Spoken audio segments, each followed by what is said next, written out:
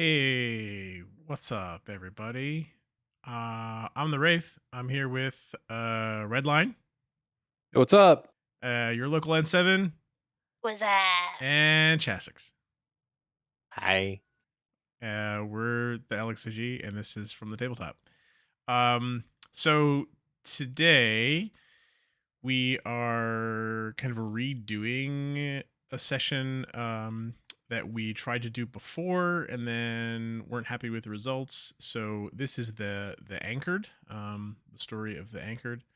Um, if you don't know anything about what that even is talking about, I have up in the feed, in the YouTube feed, there is a catch up video that goes through the stuff that happened in the temples of the Cancrizans Cartographers that sort of lead up to all of this, that we did before we started streaming, all of that jazz. But basically, this is going to be telling the story of a community of people who find themselves in a strange place.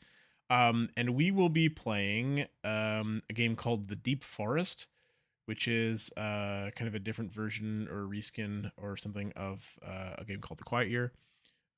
It's a game that we played once before. I think that was on stream, wasn't it?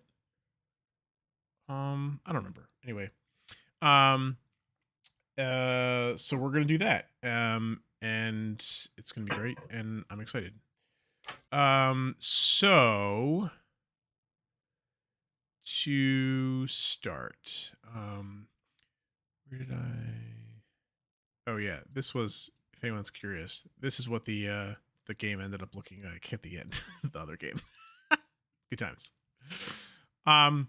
Anyway, so all right, let's just jump right in here. So I'm gonna read some stuff from the rule book just to get us going here, and then we'll jump right in.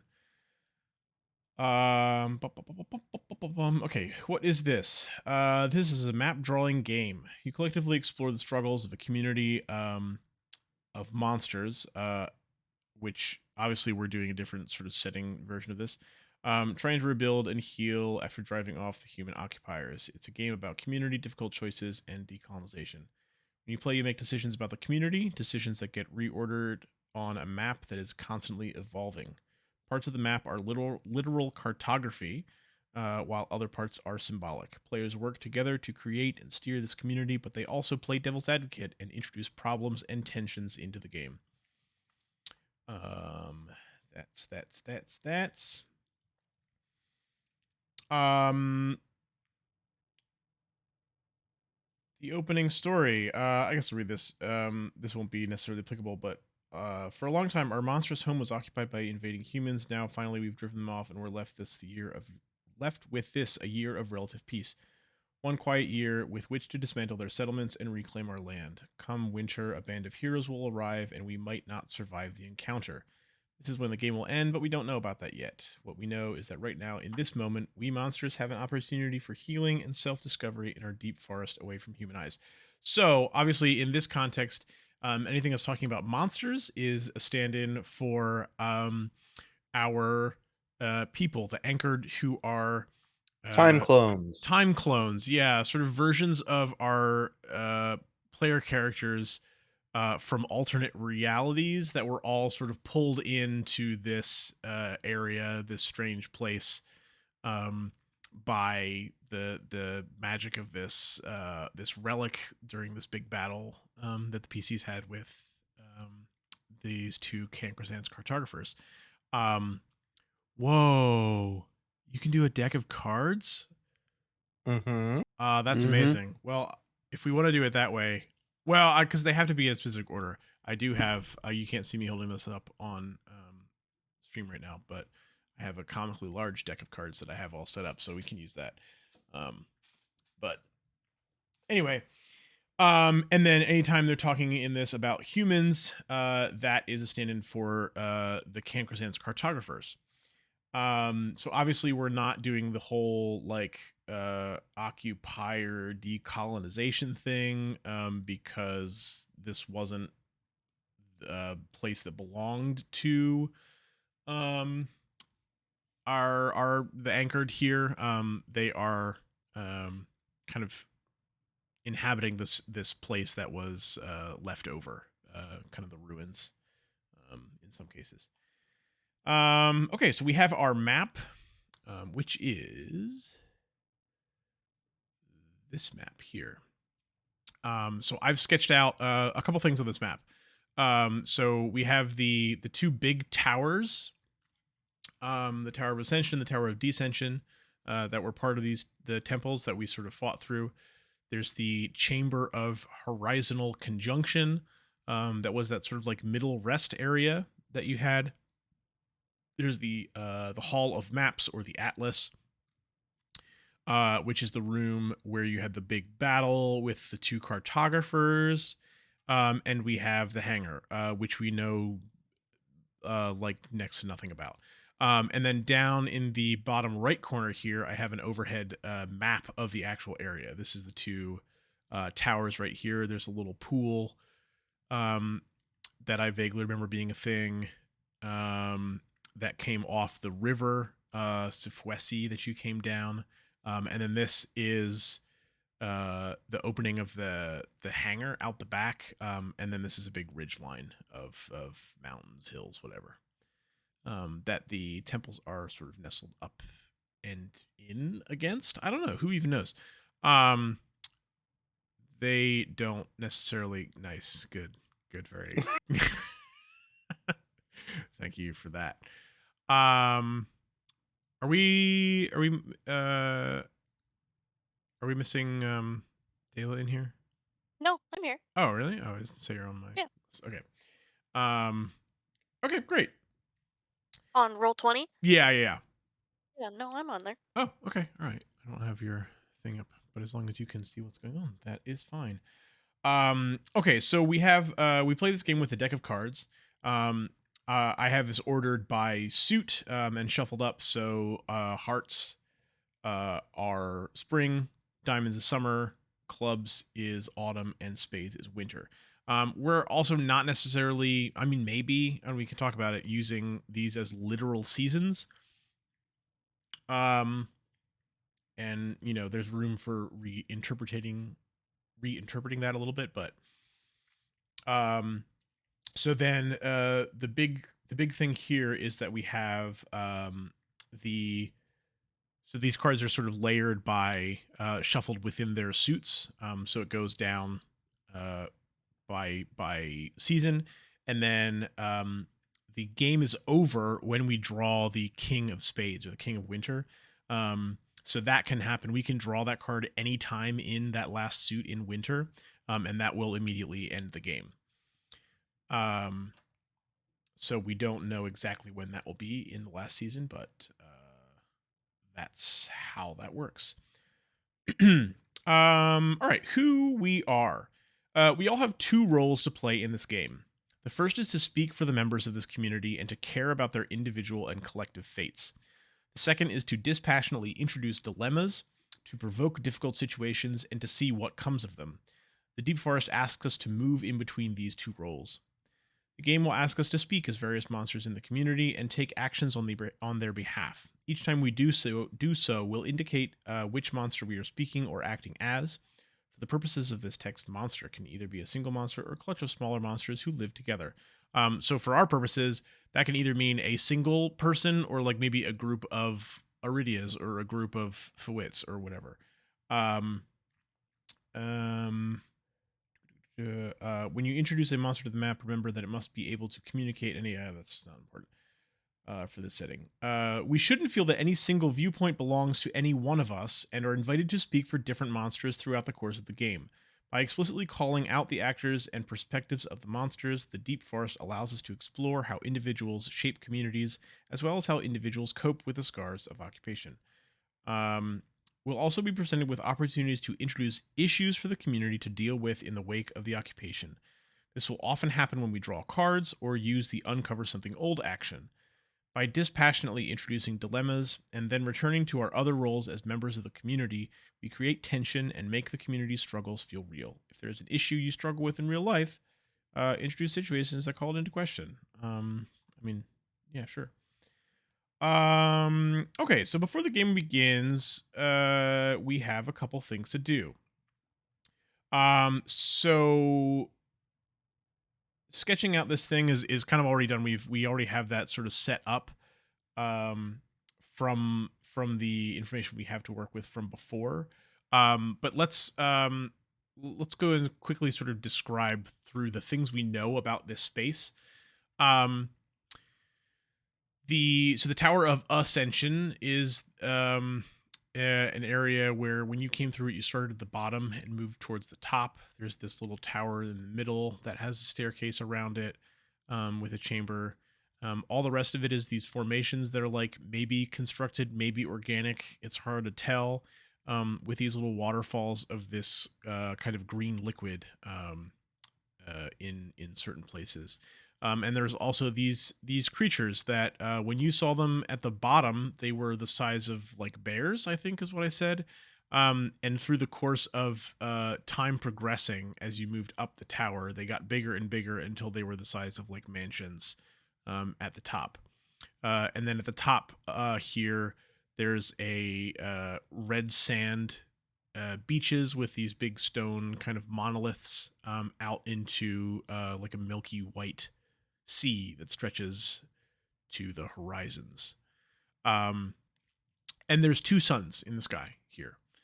Um, Oh, uh, is that what that that's what that little is? thing is. Yeah. Yes, I Okay, drew I cool. drew a couple of these things in just to remind myself of some of the things that I Yeah. had said.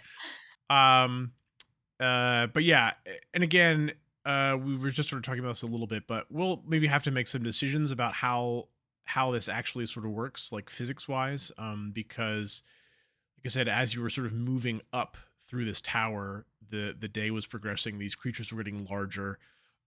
So we don't really know if that is just a function of you arriving at a certain point, because I think it was like midnight when you started at the bottom and then noon when you got up to the top.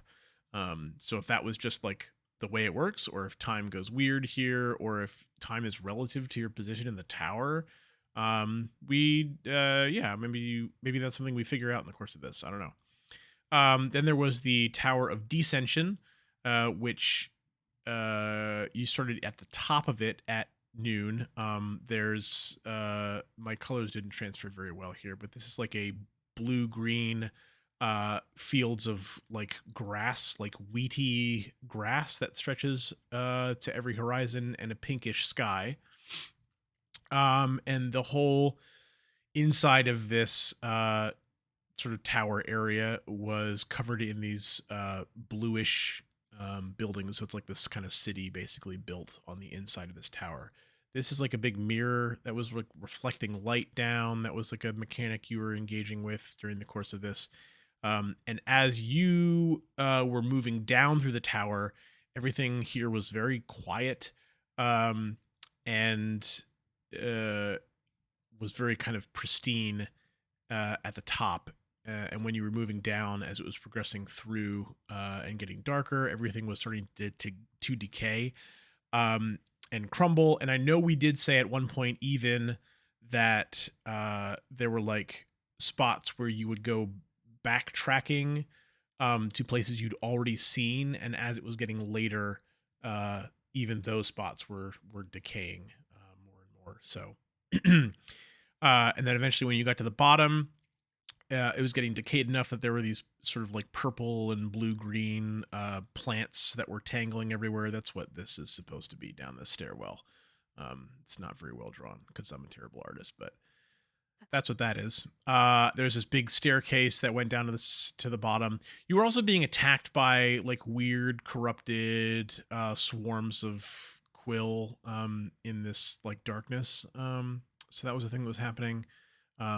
So maybe they're still there. Who knows?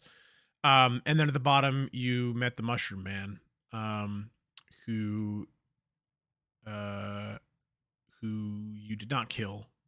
You convinced him to give himself up, basically. And this is his little grave down here because you did take the time to dig him a grave. I remember that. And then the portal through. So at the halfway points of those towers, you came through into the chamber of horizontal conjunction, which is those two bridges that are sort of uh, opposite each other, sort of like upside down wise. So like if you were walking in one and walking in the other, you were upside down relative to each other, and that just sort of was in this big tower area that just sort of extended um, kind of as far as you could see. Um, and it was this smooth stone with little sparkles and stuff. Um, Eventually, you made it to up here, the Hall of Maps, where there were these sets of windows that had maps between them. That Where were we like died a lot. you died a lot, yeah. You These sets of windows had maps between them that were like sort of maps of potential or alternate futures and pasts of Olarden and whatever. And you can actually see those outside the windows through any pair of windows here. One side was all daytime and one side was all nighttime. And then there's this big sort of altar thing with this reverse fountain of this green liquid that you eventually put the relic inside of. That's what that is. That was flowing up into this kind of orrery like uh, planet, not a planetarium, but lots of things spinning around. I guess this is where the bodies of the two cartographers would be. Maybe we see what happens with them. Maybe we don't. I don't know. Um, and then past that, there was this big hangar, which we know very little about. We didn't really discuss much about that. Just that it was, I guess, open, like down here, open out to the back of the mountains or whatever, and big enough that you could fit the horizons of infinite correlation in there and fly it away. So it's a big space.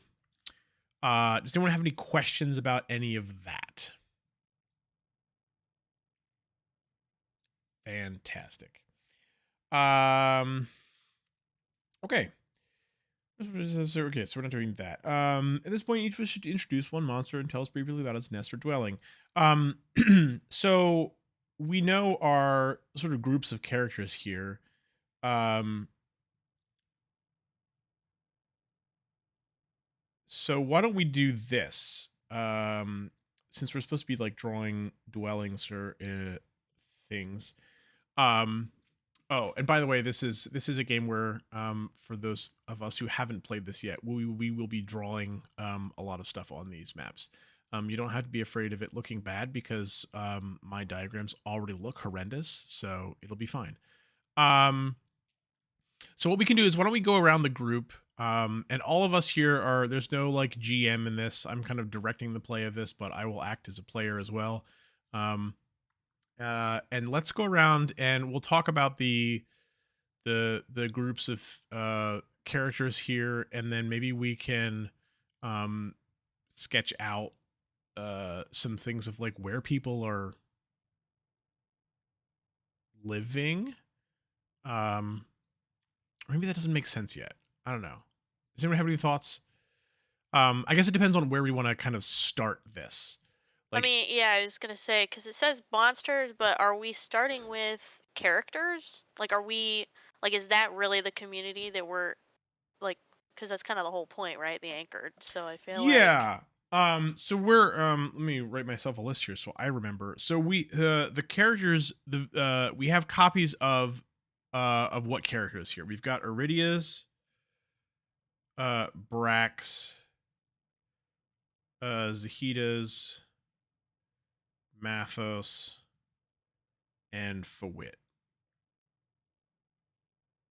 We don't have Orn because he wasn't here. Yeah, I think that's it.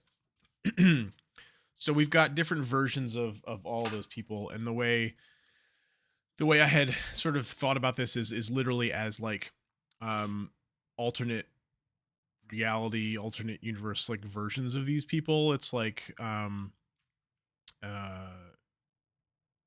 like what if instead of your character doing this in their life, this happened instead, and therefore now they're this person. yeah, Um there's and definitely a group of drunk Iridias. I know that there for was sure. there was one of them.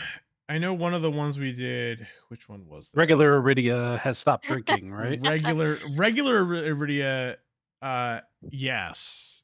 That was a thing that's been going on. I think Um, Mathos literally bullied you into not drinking anymore. sobriety. Yeah. Um. Oh, I have one of the ones I have listed here is yesterweek's Iridia. Um, who I have says is completely addled by the mercury poisoning, perpetually intoxicated, almost never lucid, and is also somehow an animantic savant. um, but Where's anyway, our could you post a link to the character the if you sheet? go into the Horizons of Infinite Correlation handout, Oh, okay, nice. Nice the factioning. Got factions it. and characters page is a link to that. Yeah. Perfect.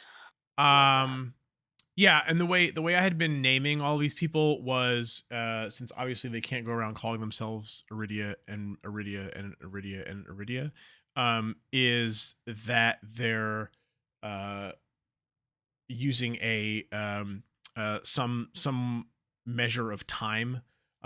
So like I have some of them like tomorrow's Brack, Aeon's Iridia, Twilight's Iridia, Moments Mathos, Eventide Zahida.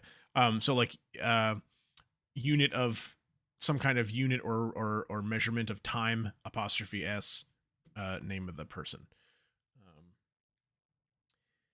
Um, yeah. So okay, so here's the question then. Do we want to start like kind of in the immediate aftermath of where we left these people off where they had appeared in the Hall of Maps, fought this big battle with your player characters against the two cartographers, killed them, and then some of them were kind of filtering down into the hangar as to see you off in your giant ship. Um, I believe we said the last kind of directions you gave to them were like, "Hey, there's this other ship that looks like it could be fixed up. Maybe that would be great and helpful. Could you do that, please? Thank you." And then you flew away on your giant ship. Um,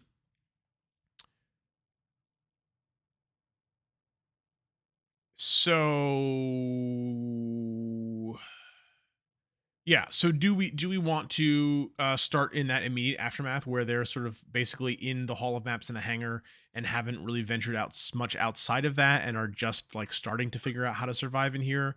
Or do we want to sort of wind the clock forward a little bit where they have branched out a little bit and are maybe starting to um, make a living here? Or I don't know what sounds interesting to people in I terms of think a they start point. I think it's fine that they know about the other, like they have seen and maybe visited the other parts of the tower, but have probably not, like, I don't know. They're probably starting to live in the hangar because I don't think time affects the hangar in the same way that it affects maybe the rest of the tower, but Hmm.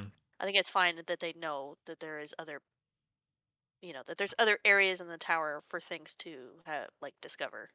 Yeah. Okay. So there was so that would mean that they have then uh at least in some regard used uh the kind of the doorways, the portals that have taken them between these areas then. Yeah, I think that's fine That's a personally because reasonable. then it's, yeah, because then we don't have to stay in one room when we start with spring or so, or whichever. Yeah. Mhm. Okay. Yeah, great. I think we can put things in other rooms, kind of Um thing. okay. So why don't since this was your suggestion, why don't you draw some little like makeshift huts or something in the hangar just so we Sure. can establish that as our Okay. kind of starting I point. would I would love to draw some tiny Yes. little huts. I think we put some housing, here in like. Blah blah blah blah. Okay. So while you're working on that, next, we go through adoptions and taboos. So next, we each declare an important remnant left behind by the humans, or the cartographers in this case, something which we might have either adopted as our own or declared taboo after the occupation. Some examples are aqueducts and canals, a dark orb of farsight, a human memorial, domesticated animals, crops and fields. Um, Identifying a human remnant makes it both alien and important. If you pick alloy metals, you're indicating that monsters didn't have access to that technology before the occupation and that there might be some usefulness for that remnant now. As a group, we now choose one of those remnants. Okay, so we'll go. So we'll go through. We'll each go and pick one thing that's been left behind that is sort of important to us, like this, and then we'll go through and we'll choose one of these to be an adoption, which is something that we have kind of co-opted and begun to use. And then the rest of them will get listed as taboos, which are things. The other remnants get listed as taboos as the players who called them draw sort of draw something on the map to represent the community's fear and distrust of those resources. Remember that symbols and symbolic representations are fine, but words should be avoided. So as we're drawing things on the map. Dang, these are some nice houses. Thank you. Love it. Okay, so let's go through and declare our remnants here. Does anybody have any ideas that want to start us off? So these are resources that we could use? Yeah, there are an important remnant left behind, something which we might have either adopted as our own or declared taboo after the occupation. My first thought is that Brax, as hunters and poachers, would have tried to venture back into the Tower of Ascension and hunted these giant creatures for sustenance for the community. Giant The creatures. really big ones, or like the smaller versions at Well, the bottom of the tower? Yes. That's the thing. Because eventually they become those. So it's a so it's matter of preventative. figuring out when we could take them down, you know. Yeah. So and what we're doing here is we're just sort of listing these things that are left behind as things that are important, and then we'll sort of go through and decide. And then as we play through the game, these things will be referenced. These lists will change to reflect what's going on. But yeah, I think that's a great example of something that's like, hey, these are things that we're paying attention to and either want to use or are terrified of. I think something that's maybe off limits. I think it's stuck in place anyways, but I think something that's maybe off limits is this thingy right here, Yeah. We'll call and it the plate thing that we put in there. And the little the fountain orrery / relic. Yeah, the relic. Yeah, I think specifically the relic plate that we had put into the. I think it's firmly in place now, but I think that there's maybe last sort of we a checked that spoken thing where it's little. like, Yeah, the little ball relic thing was like stuck and was unable to be moved out. yeah, I think that's a maybe not necessarily a resource, but something that they're like, don't touch that because we do not want the cartographer. Because we had to put it in there to even kill them, right? Correct. So I think Yep. that's a thing that's like, time is weird here, and if we took this out, we might fucking wake them back up. So leave that alone. Yeah. All right. So we need one from me and one from Joe. Any ideas? You go first. All right. I think the one I'm going to suggest here is I guess we talked about it a little bit, but the network of doors and portals. In the atlas. In the whole place. Okay. In terms of because we don't know anything about how they necessarily work. Yeah. Because you I think at least a couple of them like appeared for you at certain points. Um, and so this is a thing Mhm. that we don't necessarily know if they're always going to fixed places or if there are more places than just these ones that we've seen, uh, or how any of that works. Maybe if we go Right. into these, we'll get trapped in some horror dimension and never be able to get out. We don't know that yet. All right, so we need one more from Joe. All right, so it's so the remnant has to be inside of one of the things we're looking at now, right? Yes. If you have an idea for something that is like outside, like somewhere oh no, what am I doing? Um like outside somewhere in the area, I'm potentially interested in that as well. But uh but yeah. Um, could we have found jewelry, like ancient, Well, there's like aren't there crystals in this? Wasn't this Yeah, but this whole would. bottom of this? I'm thinking more like man, like some sort of sentient being created this jewelry, whether it's, bracelets, what are the arm loop things, necklaces, tiaras, crowns, something like that. Okay. Would anything like that be left behind? Sure. I mean, this is the part of the game where we're deciding those things. Okay. Do you have um any ideas about like where that might exist in here? Like whether that's in the hangar somewhere or in this like city area or um maybe stashed somewhere in the. I think it would be either in the Tower of Ascension or the Atlas itself. In fact, maybe it's both.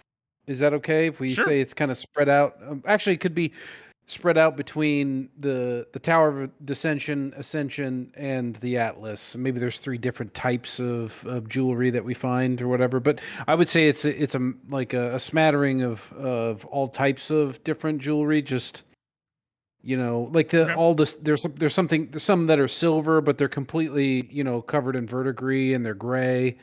Or not gray, but like that, how like silver gets that kind of greenish tinge to Yeah, it. yeah. So they're all very greenish silver. They would need polishing. The gold, on the other hand, still looks quite good. Okay. And this is specifically jewelry that you're talking about, not like any other types of clothing or anything. We're just like finding random caches of just jewelry, like Yeah. stashed in places around the Well, temples. here's a good question: is this place timeless? I don't think it is, right? Like, it definitely ages. Well, I mean, maybe. I'm I think Yeah. some of that is differently true for different areas. I mean the kind of the inference of at least the two towers is that these are not like one of them's got two suns, one of them's got a pink sky. Like these are uh Sure. not like normal places. Yeah, almost like a demiplane of sorts. Or Like, something. Yeah. yeah. Okay, so I would say, um, they're not. It's not like, I'm not pulling them off corpses. They're neatly placed. Somebody took them off at some point in time and put them, whether like on some sort of naturally occurring shelf, Mm-hmm. um, on a table or something carved from the stones. Everything it's purposefully placed there, but you find it throughout the entire place. That's pretty fun. Are you So just wanting like this. raw resources of these things as well? Or just I no, I mean, I think the four things that we have here are great. I cool. think that's yeah, that's fine with what we're going for. Yeah, and I Um, would say, like, Iridia compared, as a jeweler herself and spending, most of her time, most of her life doing just that, as an Aran, they're of exceptional like craftsmanship,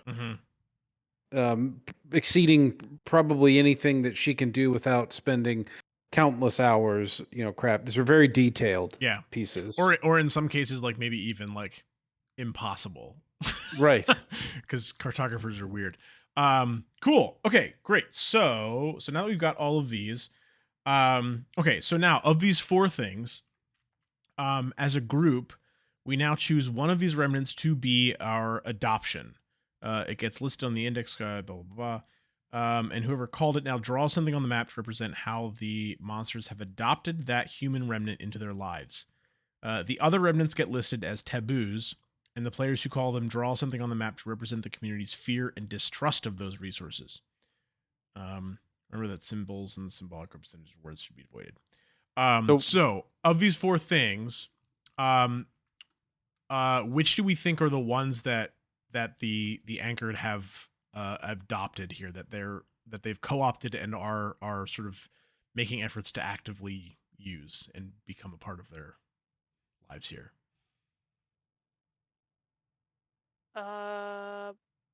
Ooh. The network of doors and Yeah, portals. I would say the doors and portals as well. Yeah, I think that makes sense. Okay, let me start another thing here then. Where is my text?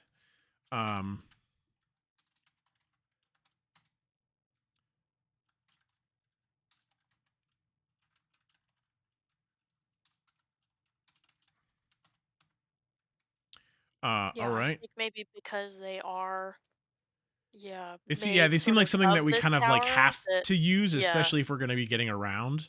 yes, I agree.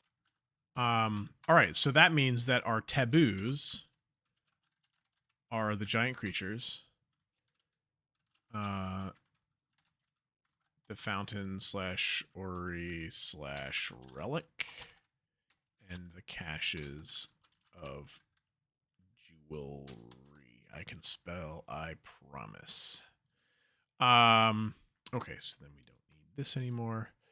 So, over the course of the game, like these lists will get added to, adjusted. Actually, I'm going to put them up over here. Based on how things, some of the cards will say like add a new adoption or move a thing to taboo instead or blah blah blah. And also based on some of the things we do, it might make sense for some of these to change. So none of this is like set in stone. Great. So we now all need to draw some things. So I will be responsible for drawing something to do with how we've adopted these doors and portals. And then each of the rest of you should draw something to indicate how those three things are scary and avoided. I guess, I mean, a lot of this is already, the things are already in the, so maybe this isn't the most necessary unless someone has a really good idea. Well, Joe, why don't you at least draw some little caches of Oh, right. jewelry in a couple places. Wherever you said You they just were. did freehand, right? Yeah, Yeah, just freehand. just do freehand. You can zoom in a bunch and do it real Yeah. small. Pick nice colors. Oh, look at those angry beasts. I love it. Shit. Okay. Oh yeah, okay. That's a good idea. I will also do this. You're making everything red. Well, just to indicate bad for So that one. Yeah. so I will make the doors green. Yeah. Green doors.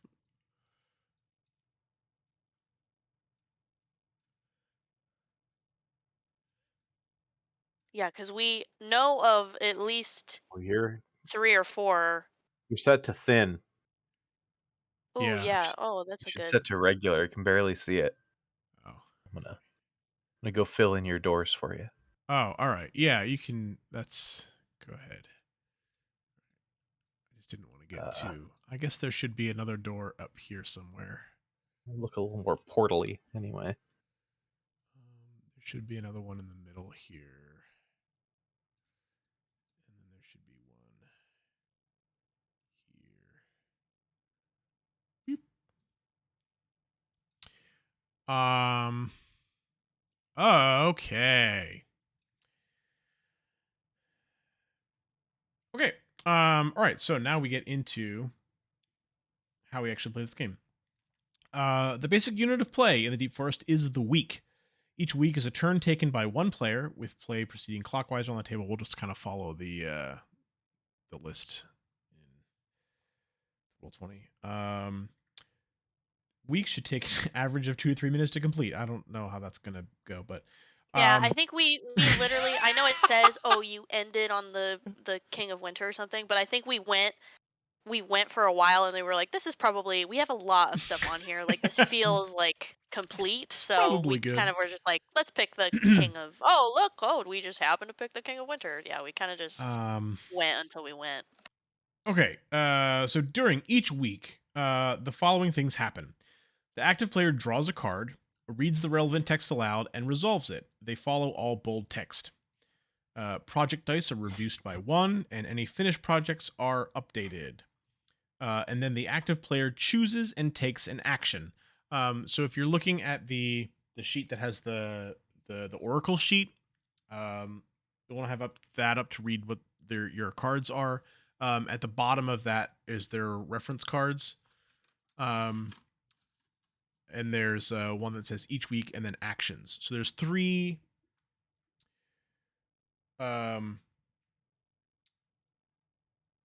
actions that can happen on any given turn.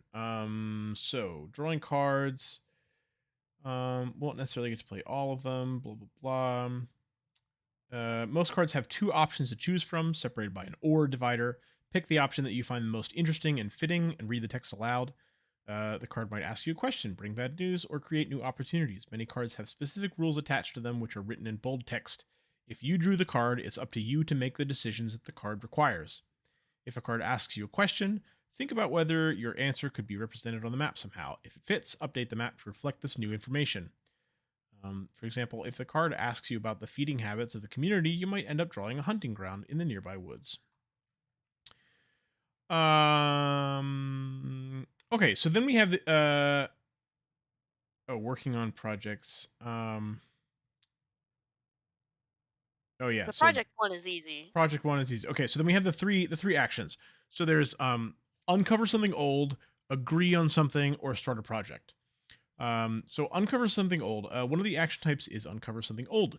Reveal something from before or during the occupation. It might represent a problem, offer an opportunity, or a bit of both. Draw it on the map.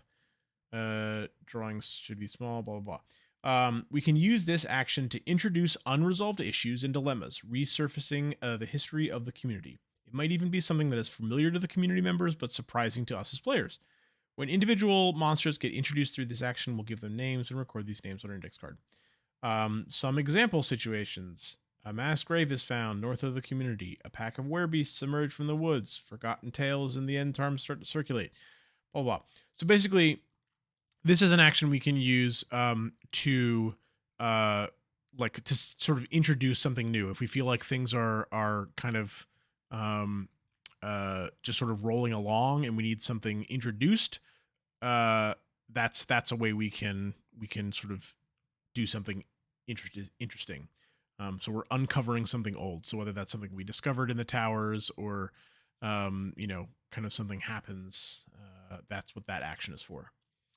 Then we have the agree on something. Another of the actions is agree on something. Open with a statement about a problem or issue in the community. Going clockwise, everyone else then gets to weigh in once, sharing their agreement with your statement or describing what their silence looks like.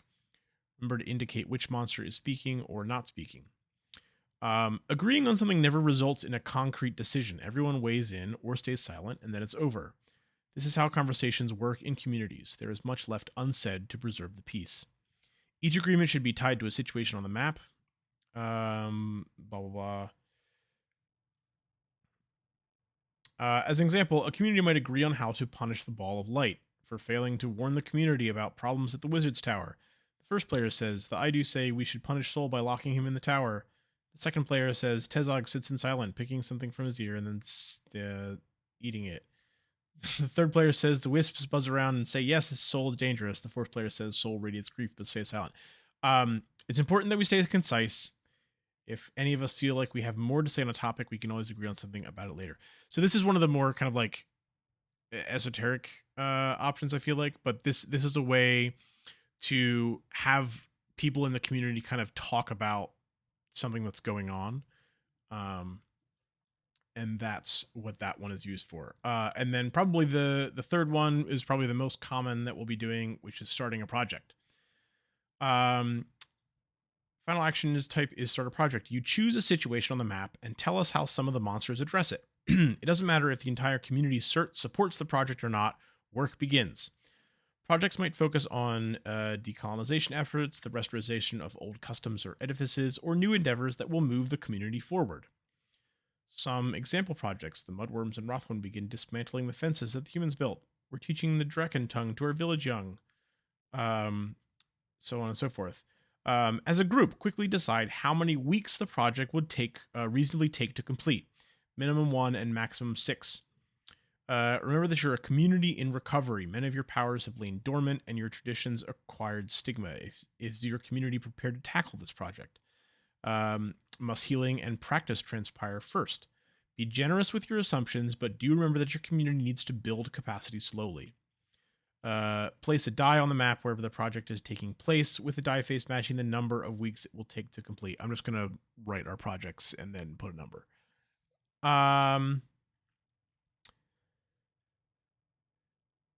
Yeah, so that's start a project. And then updating remnants at the start of the game, we'll have adopted one remnant and declared at least that many taboo. These lists, like I said, serve as guides for interpreting the community's ongoing discourse about the occupation. Throughout play, we'll update these lists to reflect changes in our perspective whenever we feel that it is appropriate to do so. Maybe the completion of a project induces an adoption or sparks a taboo. Some weekly cards will alter these lists as well. Blum, blum, blum. And there's a bunch of extra things talking about sort of general principles. Yeah, so just a reminder for those of you who are sort of new to this game. So we're kind of all acting as players and as GMs in this. So yes, we want to be rooting for the people, but also we want to be not afraid to introduce difficulties and that kind of thing.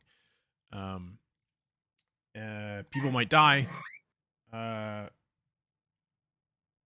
and things with that will go and happen. Okay, does anybody have any questions before we get started? I don't, but I've played this before, so. That's fair. I have too many questions to ask a question, so. Okay. But it gets easier once you start. Like, Once we sort of let's have Dan and Dela go first, and then Yeah, no shit. Okay, let's do that. Well, okay, so I am at the beginning of my list, and Dale's at the end. So, Taylor, why don't you go first? Then I'll go, and then we'll go Joe, and then Chris. okay. Okay. Am I starting with spring then? We are starting with spring. So I have my deck of cards here. I will draw a card, hold it up, read the card, or read the name of the card, and then when it's your turn, or for whoever's turn it is, if you want to read the prompts and then talk about what you want to do. Right. Okay, so our first card is the 9 of Hearts, the 9 of Spring. Okay. One of you is still recovering from serious wounds inflicted by can I say monsters instead of humans? Can we switch? Yeah, out? so so anytime it says humans, that means cartographers. Anytime it says monsters, that means the anchored, us. Got it. Okay. What are the nature of these wounds? Two of the community's smallest members get into a fight. What provoked them are either seriously hurt. I'm going to say that the second one makes more sense because we were already Just like, two fools killing each other. yeah. um, I think that the first one doesn't really affect these guys because they weren't technically around before the cartographer. Like, Well, they they didn't were fight. they We were were fighting involved the cartographers in our own in that battle. universes, Yeah. right?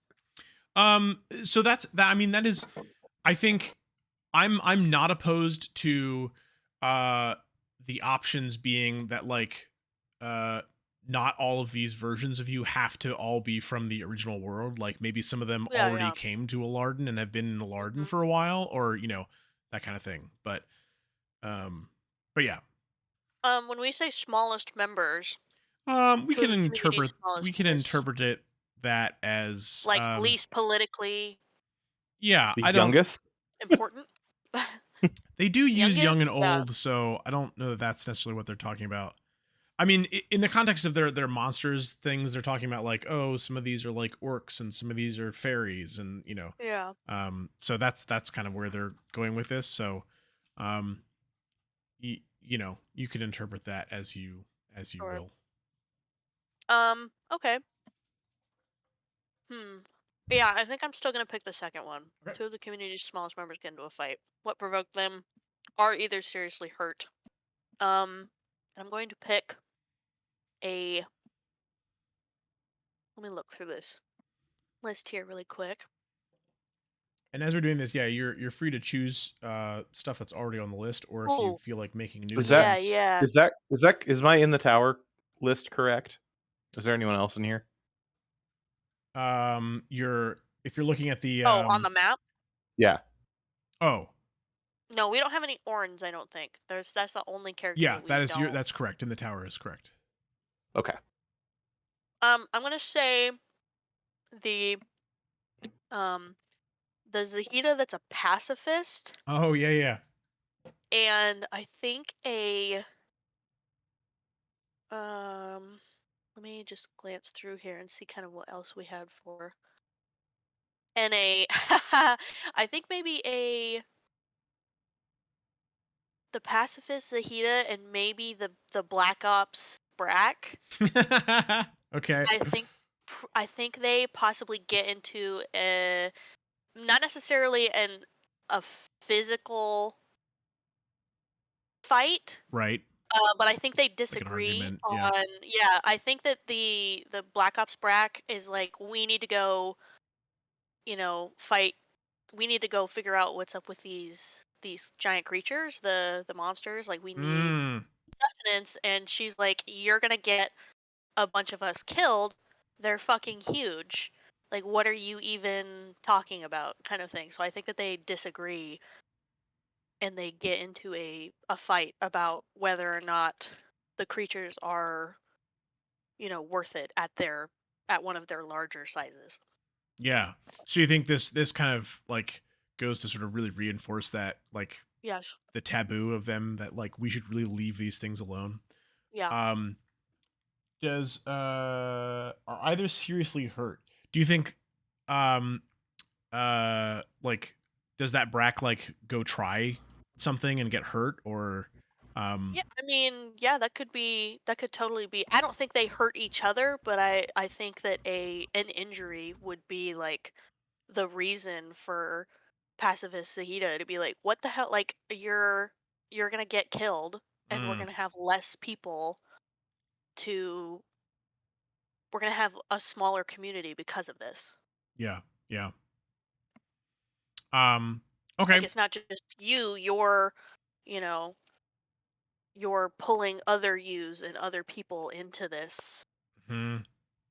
Um, into this idea that you have, and it's just It's just not not a good worth it. idea. Yeah. Yeah, I think that's her. Is there something you can draw on there to indicate Um, that? no, I'm trying to think of like a. Oh wait, here's something. Here's a wild suggestion. Feel free to use this or not, but if the Brack goes and tries something, does he like wound one of the or like make a mark on one of these creatures? Oh, sure. Yeah, we could do like a little arrow sticking out of one of them or something. Um, and that uh, yeah, and then he gets hurt. Yeah. Yeah, let me zoom in on this top one and I'll draw like a little arrow Just sticking just out a of it. little arrow sticking out of his butt. Yep. Do you want to name those two characters, and I can start a So list of we named? have I have They're on there. these were ones from our previous I think Yeah. we had Black Masses Brack. Yep, Um that's the Where at? this is on the factions and characters list. shit. Is there a undo button? Damn it. Or I an think you erase can button like grab it and delete it with the arrow. like that. Okay. Perfect. Yeah, Um I'll indicate that with a tiny little arrow. all right, I have a very important question to ask after I finish writing in this stuff. So Black Masses Brack was a Brack that in our sort of previous version of the game, I'm pretty sure this was Chris that you were had come up with this version where yeah, this was like full on like Black Ops. This was a Brack that had like leaned way into his job as a an agent of the military. There's my arrow. I still don't know where you guys are seeing this. Where it's in, if you click In the on, Google Doc. yeah, if you click on What? the journal entry in Roll20, that there's a journal tab, and then if you click on ship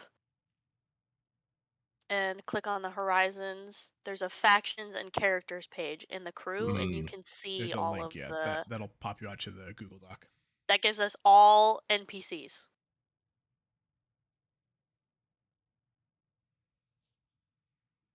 And there's a section on the The anchored, anchored, and yeah. that's where I was, yeah, reading from, because those characters were already sort of created, so I figured, we at least have some starting point on that.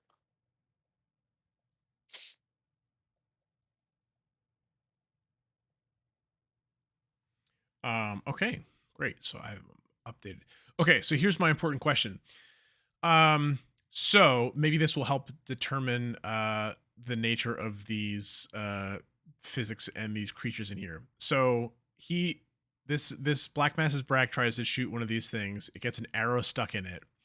The next like day or whatever, uh do these creatures like reset, or are there new ones? Like, do we see another creature that starts as like a smaller one that has an arrow in it already and then like climbs up and gets bigger and goes out again?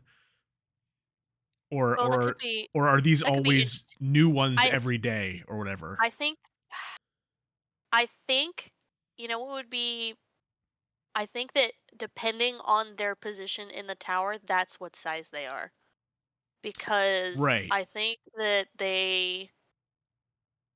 we still maybe see it, but now that it has an arrow sticking out of it, it probably doesn't go towards the lower levels anymore, because it Oh, knows interesting. it has Okay. some sort of like has some sort of survival, instincts in that, oh, a smaller creature, this might puncture something or this might hurt more when I'm smaller, so I don't go lower anymore. Oh, I see. Okay. Because I know in the context of what we did in the towers, like they started at like these little ones at the Yeah, bottom of the tower, and then we're all climbing up the tower out into yeah, the ocean or whatever.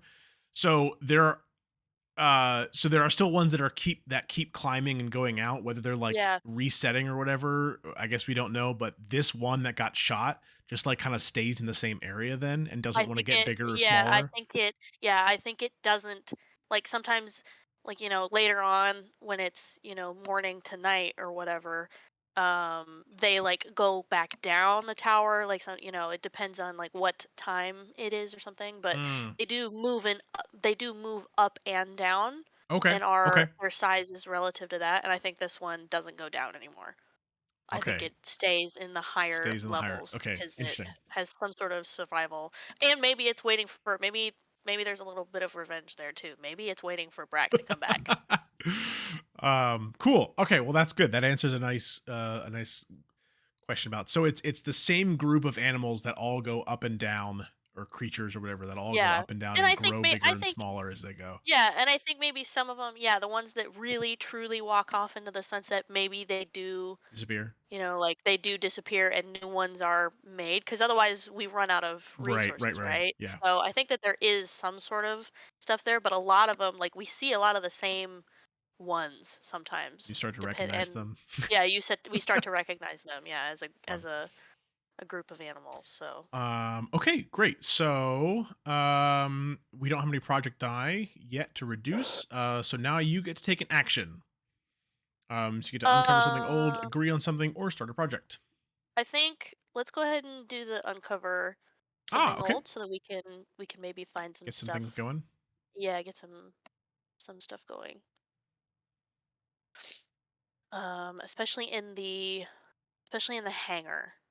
I think Okay. there's, we haven't gotten to explore much of this yet, but I do um discover something old. Does it have to be specifically an item, or can we say, "Oh, I'm figuring out something about this Yeah, area"? I'm open to that. Because yeah, it Because just says introduce and draw something from before or amidst the occupation. okay, So yeah, so whether that's cartographer or sure. whatever.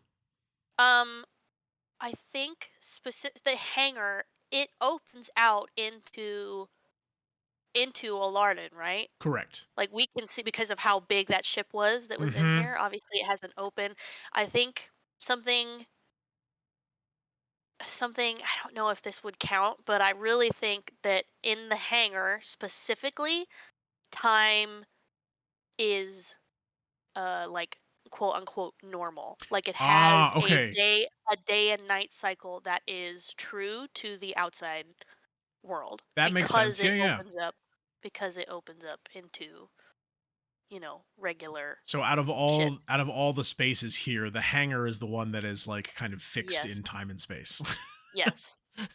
I think it's the The only rest of one it we that don't like really know. really makes, yeah, the rest of it is what the fuck is going on, but I think the hangar, because the ship was able to leave it and go out into the real world, Mm-hmm.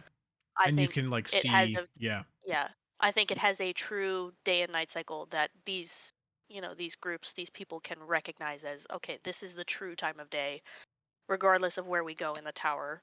This is what time it actually is. Ah, okay. So they start keeping time by that. Yes. Okay. Cool. Does that mean they're all the kind of the most comfortable here because it's the least strange? Yeah, I would say, and because they're setting up This is where housing houses, yeah. here. Like this is where the smaller ship is that that a lot of people are working on. Like this is where they're living. So I think this is definitely the most comfortable area for these Yeah. people. Okay. Cool.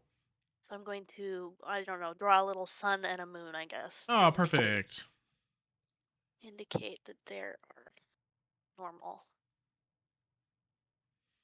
All right. While you're doing that, I will draw the next card for myself. I have the 3 of Hearts. 3 of Spring. Okay. Someone discovers a trove of ritual items hidden from the humans. What are they? Add them to the map. Or an old language resurfaces among you, a tongue you have not heard for ages. Why was it silenced, and why has it returned? Oh, that one's interesting. That is interesting.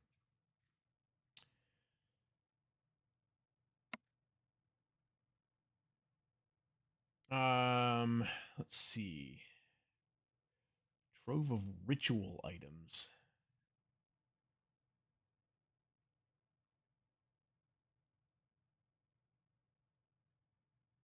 Sorry, I'm talking and I'm on fucking mute. Um, Nice. Can you take the last card and then throw it into the chat on Roll20? And then also, like when you draw these cards, can you put what they mean? Is there a put like where are you looking at when you draw these So cards? this, if you go look in the Discord chat, I have a link to the website, and you can go on there and get the um Yeah, uh it says something like if you the want to oracle. download, yeah, the Oracle, click here. There. There you go. Yeah. The Where is it oracle. at? So Oh, Chris just posted in the chat I on just Roll20. I should put it in the Roll20 chat. Yeah. oh, okay. Oh, okay. All right. And Ugh. then So that sheet Ugh. has all of so much the better. Here, I'll put it the in listing for the there. It's in the regular guess chat I'll as well now.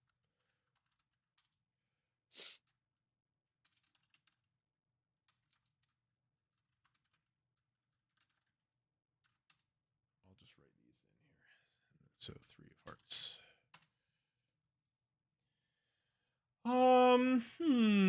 Yeah, I am kind of intrigued by this language. I just don't know exactly what that means or how that fits in here. Like a cartographer language? Yeah, that's kind of what my mind is going towards. Yeah.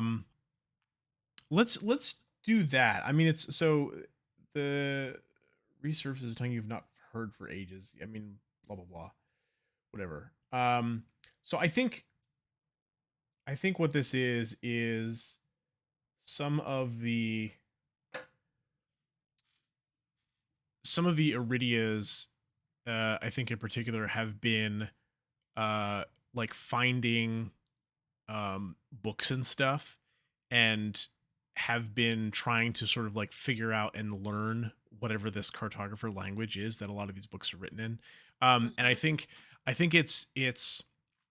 um it's not just a written language. Like we know that cartographers deal a lot in sort of the way um they love their maps, and they like maps of uh like space and time, um which is sort of a kind of a whole thing that they're doing in here. So I think there's an element of like space and time and stuff to whatever this language is, that's like really uh kind of It's just sheets of NASA math. incomprehensible at first. Yeah, and it's like weird, like almost impossible to like look at and comprehend when you're first checking it out. But um yeah, so and I think so they start kind of trying to dig into that and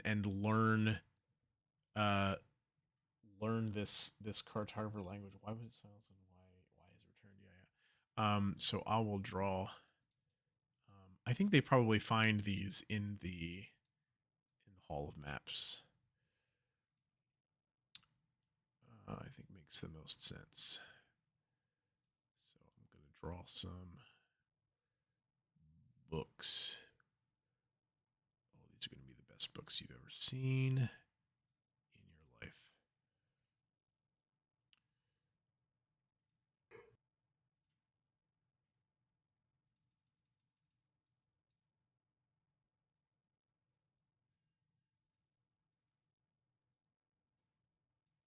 Man, how do you draw a book?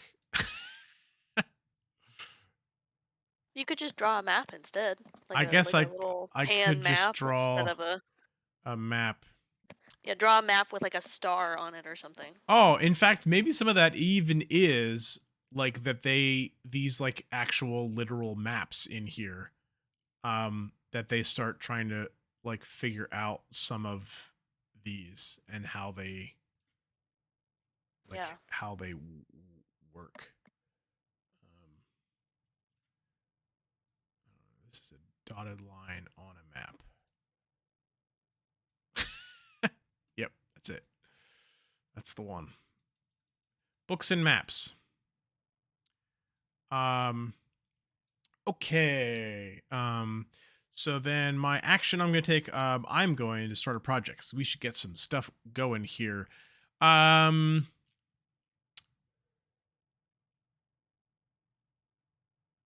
All right. I think what I'm gonna do is we're gonna start a project to start mapping the network of portals. Love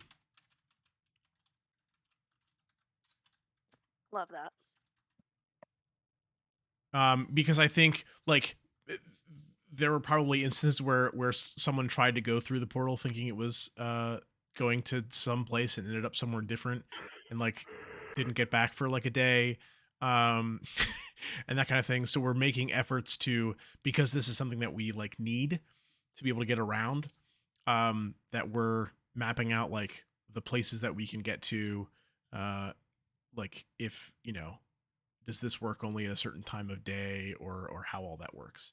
um so I'm gonna say that takes how many weeks? I'm gonna say that it takes 4 weeks. Does that seem reasonable?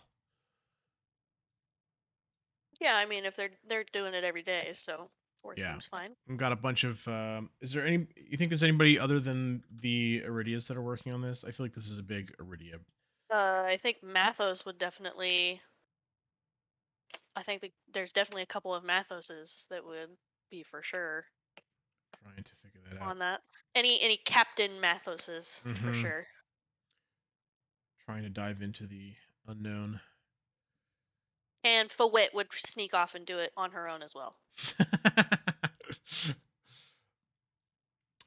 Cool. Okay, so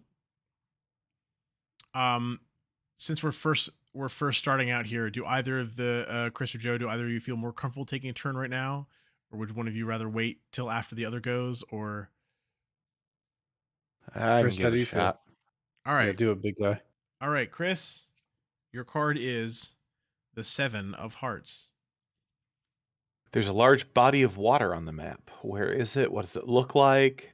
There's a place on the map that has been desecrated. Where is it? How might it be restored? Can you just write 7 hearts in the chat, just so that way I can like see who picked what and everything? Um,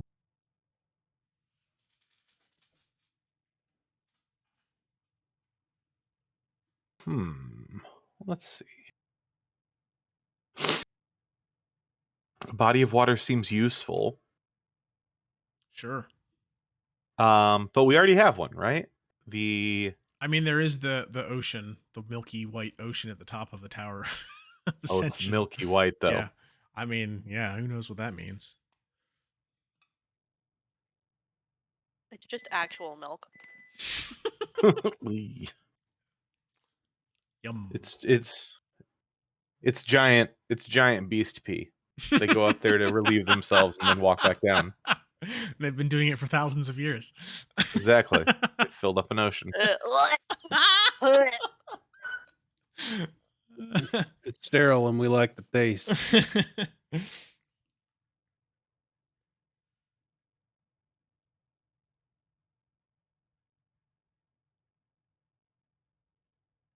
I think I'll go with a large body of water on the map.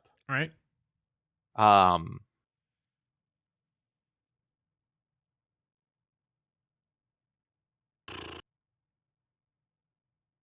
How do we get a large body of water on this map? Well, it doesn't have to, remember, you can kind of like do it in the little area around it too. Yeah, you can do it in the area around. Yeah, I mean, maybe you find a portal that leads. because yeah, that's also a possibility. Since we're starting to map this network of portal, there's, feel free to be as timey wimey or whatever as you want to be. Like there's yeah, there's opportunity for this to be, maybe they discover a large body Maybe of there's like water a up in the fields in the Tower of Dissension. Maybe there's one like through one of the windows in the Hall of Maps. Or maybe there is maybe just you a find another version of Sifwesi's cradle that doesn't have Sifwesi in it. It's that's like the river spirit, the right? river is Sifwesi, yeah. I think tell me if this is silly. I Oh, think what I'm I'm here going to for it. do is that as someone's mapping this portal network, they're moving through the chamber of horizontal conjunction and they fall off. Oh, And what okay. they end up falling into is a large body of water. Oh, nice. At Uh one end of it? yes, but we don't know what's at the other end. Okay. All right. So in gravity moving in the upward direction, I think there is a large body of water at the top of that pillar. Nice. Well, it could be gravity because gravity is moving like both ways in the middle of this. Right. Yeah. So go ahead and draw some water at whichever end is the one you want. That's great. I love that. Draw. Watercolor. So it's not something that we can see from the bridge, but but we know it's there. Oh, dang it. And now I'm curious as to how this person got back.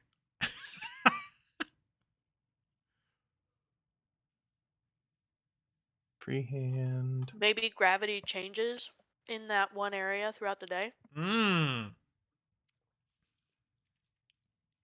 could be interesting.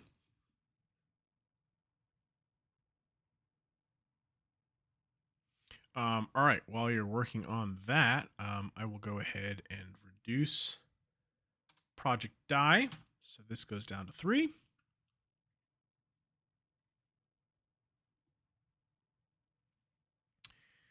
And then it is your turn to take an action.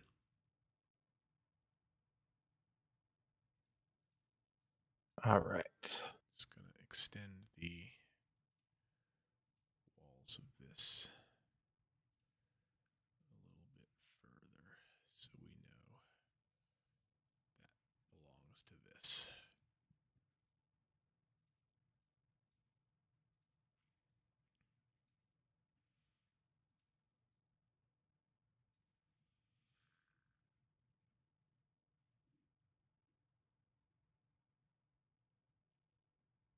All right. Action.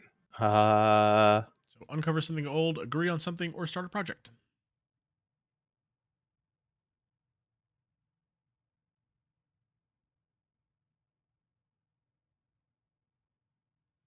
And starting a project is like can be whatever.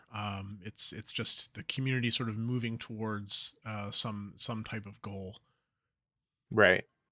If I remember right, the Tower of Dissension, the top is like all like it's like houses, right? It's like Around the edge of the tower on the inside of the tower is all like, yeah, it's like a big city basically. yeah. This is drawn poorly, but yes, this Um whole thing is like a big city on the inside of this, and then it's just like a grassy fields all the way out. so I think uncovering something old, in searching through this city, they find that the pantries are still stocked Ha! in this top part of the thing, but as they move down, the food gets like moldier and starts to decay and stuff like that. Mm-hmm. So it's a I want to uncovering something old is uncovering Food in the usable pantries. food that seems shelf stable where it is, but it requires us to go get it from that area. Okay. So, all right, I'll put you in response. I'll have you be responsible for answering this question then. With the whole decay thing, is that does that happen relative to the time of day in that area? Or is that like a um I thought uh the tower decayed as you went down it, didn't it? uh that's what I'm saying. Or Like was that just because we we don't were we don't really know. whether it was like decayed as you went down or if it was decaying because it was getting later. So I think we did say at one point that you started like backtracking somewhere and saw things decaying that you had seen as not decayed earlier. So I'm giving you free reign to answer that question in whatever ways you see fit. So is that like we can only get food from the upper areas where it's not decayed, or we have to go get food? Maybe. Like we have to go get food in the morning before everything starts decaying, and then it resets in the morning again the next day. Or yeah, I think it's that. I think there's a very, I mean, I think it's a very small window of time in the morning that we have to send out a party to collect food before it starts. Because I mean, food's very, it's very perishable.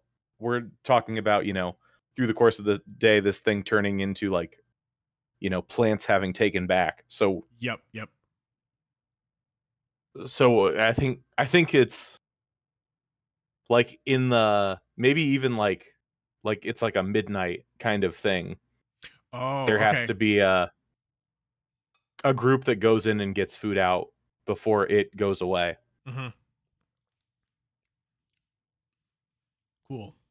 All right, you want to draw some little food pantries or something there in the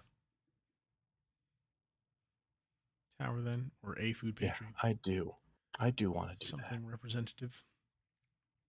Okay. All right, Joe, it is your turn. Your card is the Four of Hearts. Okay. You could just write four everything's hearts. Well, everything is hearts until we finish spring. Right. So if you could read those prompts out. All right. A powerful tool of the humans is found nearby the settlement. How is it destroyed? What does it cost? Or a powerful tool of humans is found nearby the settlement. How is it co-opted? What pleasures does it offer? Lucky cartographer magic. Yeah, let's get some cartographer magic up in here. Okay. It says powerful on both of these. So yeah, powerful tool of the humans. Me, the cartographers. Right. I'm gonna say they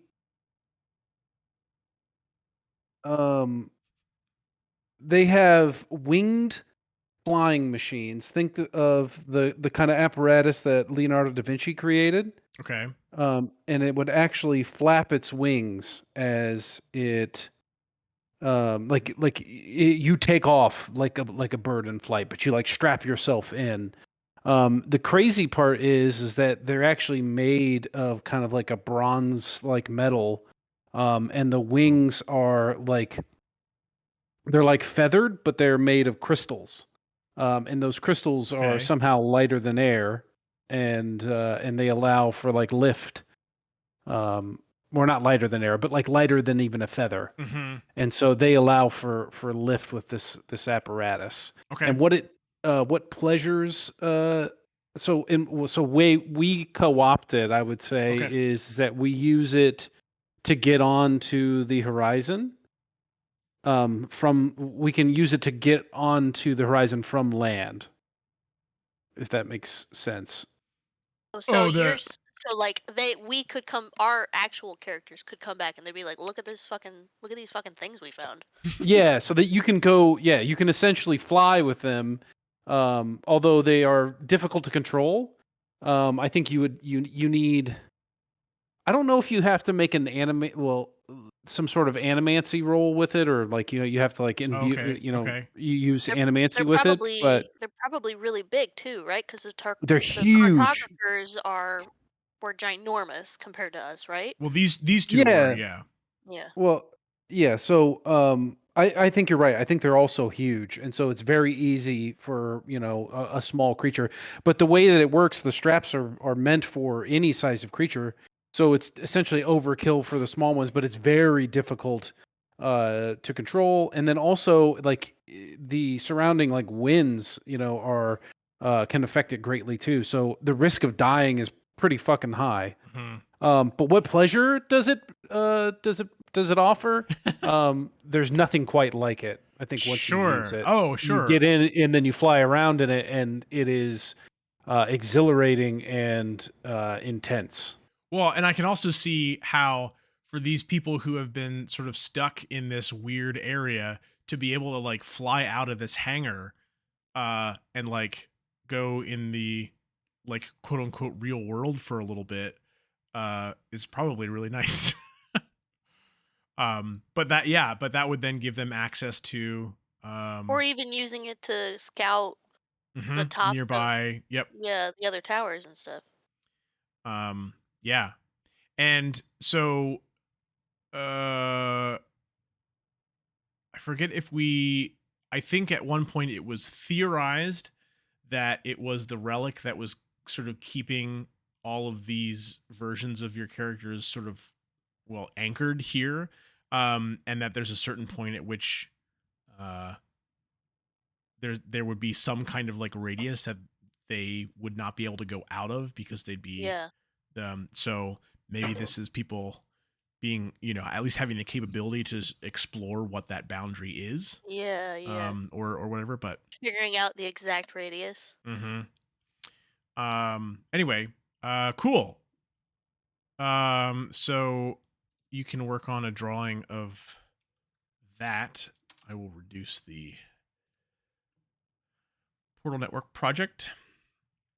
And then what is your action that you would like to take this turn? Yeah. So what are the range of actions? What Chris? What action did you take? Chris did the uncover something old Oh, It's that's at right. the Okay, so very this it's is on the 5th page of that. of the Oracle sheet. Yeah, Yeah. okay. Oh, there we go. I think I also took Uncover Something Old. correct. And I did start a project. Hmm.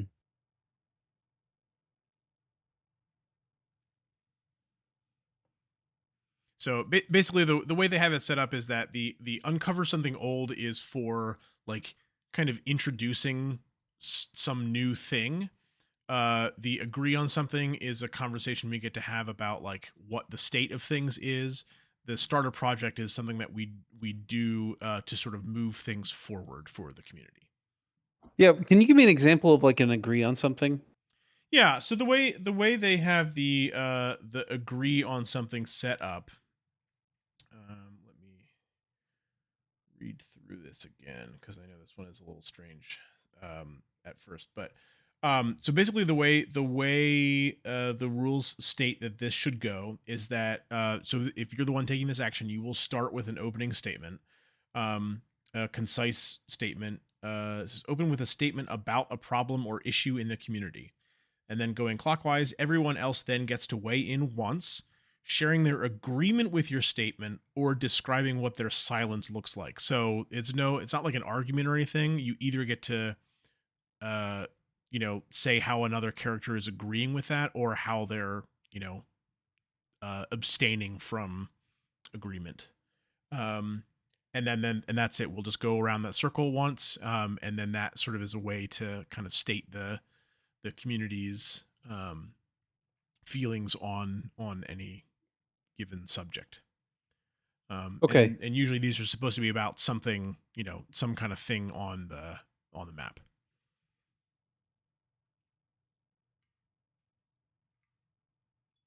Hmm. And you would be We typically did it when in the last time we played. We typically did it. We took on, like, you take on the voice. Like, you can use yeah, your you're own you're Iridias. speaking You're taking, for a character or a group of characters. Yeah, yeah, yeah. yeah.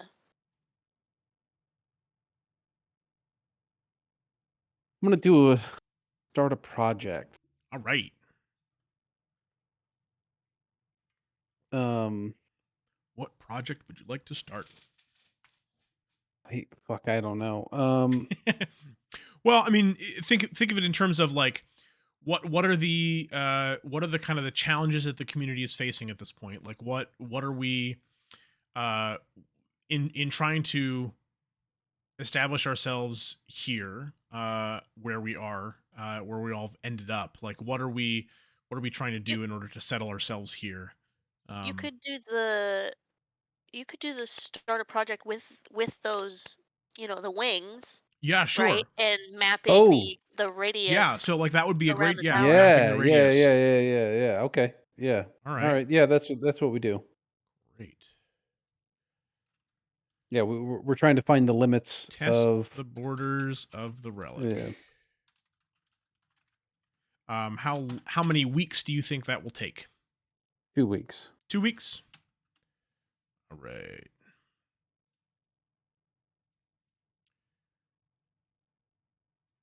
Okay. All right. So we are back around to Dela. Great. All right, here we go. You have the Ace of Hearts, Ace of Spring. Pop that in the The chat. ace, you say? Ace of hearts. Um, the ace. The occupation left you all forever altered. Agree on something about how the cartographers changed you, or one of you begins to manifest new monstrous qualities. What are they? Um, this one's really interesting. I mean, the second one to me is like Yeah. way more So interesting. I mean, in the context of this, when they say monstrous, I think they're talking about, because they're talking about monsters. Yeah. Um, so I don't. I mean, I'm open to uh interpretation on what that means for our version of this, but Could we? I think. Let me hold on. Let me look through this sheet here real quick on the characters. and you're welcome to make up Um. new ones of these if Yeah, you want. yeah. I just want to see if there's anything in here that. Um. I think. uh. I think it would be really interesting to use yesterweek's Iridia Mm, for that okay. because of how because of the mercury poisoning and because of how good she is as an animancer. Mm-hmm. um I think that if there's a few of the Iridias, I think that go up and read all of the maps Oh yeah, and the books and stuff. in the books and stuff. I think yesterweek's Iridia becomes um even less lucid than before. Like she Mm. stopped she stops coming to the hangar. Like she's like kind of always up there. Like she's always either in some other part of the tower. Like that's how like she never knows what the true time is or Oh what's yeah, so she's really out. like She completely like never untethered. ventures. Yeah, completely. Yeah, like she gets really into the cartographer books and maps. She's And giving I think herself to the tower. yeah, I think she's truly like you can even like physically, she's also like maybe even physically, she's actually like changing. Like there's something like she's like one day you see her and she looks really young, and another day you see her and she looks really Ooh. old. Oh, so she's Like like phasing almost. yeah, She's becoming like the one with the like the creatures going yeah, up and down. yeah. Like Oh. she's like constantly like yeah. Like sometimes yeah, you see her and she looks like she's been at the you know, she's been like hiding out in the moss for like days on end and stuff like it's just weird. Like she just every time you see yesterweek's Iridia, she's lost it. Interesting. That's really cool. Has uh so is that also a function of her like having kind of discovered some cartographer I like think so. secrets or I think something she like that she's Yeah, got I some think lore she's here? definitely Yeah, I think she has extra lore, and I think she's maybe keeping it to herself for the moment. Mm, okay, cool. But, like, it's obviously it's one of those things where it's like, this is noticed over weeks and or months kind of thing, so it's like, we don't know, what those secrets are maybe just yet, but yeah, I think she's hiding something. Or she just doesn't even like her her like connection to the group, to the rest of them, is just not like, she's sort of moved beyond, like in stories with like She's like Cthulhuan transcended. magic and stuff. Yeah, she's like transcended. She doesn't care to tell anyone anything because they would never get it. Love it. So That's great. Um, okay, so our project die go down, getting close. And it is your turn to take an action. okay.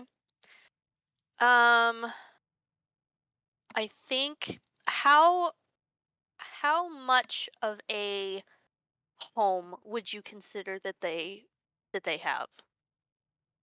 I mean, at Like, this point, if I drew a couple of huts, but like, yeah, is it are they sort of bare bones? Do you want them to be? Because I would say my startup project would definitely be like building up building homes, their yeah. home in the hangar, like using everything that they can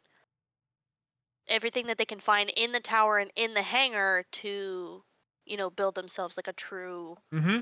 home. Yeah, no, absolutely. I think that's a great idea for a project. Yeah, because oops, that's not what I wanted to do. At this point, they've now been here for a couple weeks or whatever, Mhm. and are some of them are starting to realize like, hey, we're kind of stuck here. Yeah. Like, we should start putting roots down, kind of a thing. Yeah. And I'm gonna go full 6 weeks on that. Building Like, homes, I think it 6 takes them weeks. a long time to find resources that are truly Mm. like either renewable because of the time of day, Oh or yeah, truly like able to work for them to like build a home kind of sure, thing. sure, So, sure, sure. and moving it between all the portals and stuff like that. So yeah, I'm gonna say the full 6. Love it. Okay. Um. All right. If you have a thing you can draw for the Iridia. Oh yeah, I'm gonna put a uh one of those weird eye symbols. I can't remember. I think it's called an evil eye or something like that, but it's got a little blue iris in it to indicate that she is. She I'm gonna going. put it Impact in. evil. I'm gonna put it in the Hall of Maps because that's kind of where her secret. People like find her like wandering out around the Yeah, landscape yeah, in through one of the yeah, windows. It's like, what's she yeah, doing out yeah, there? yeah. People will like go up into the tower to like try and like they don't know if she's even eating or anything. All right, back around to me. I have drawn the 6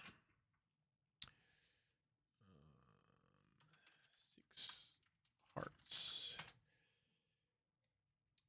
All right. You see a good omen. What is it? Or you see a bad omen. What is it? um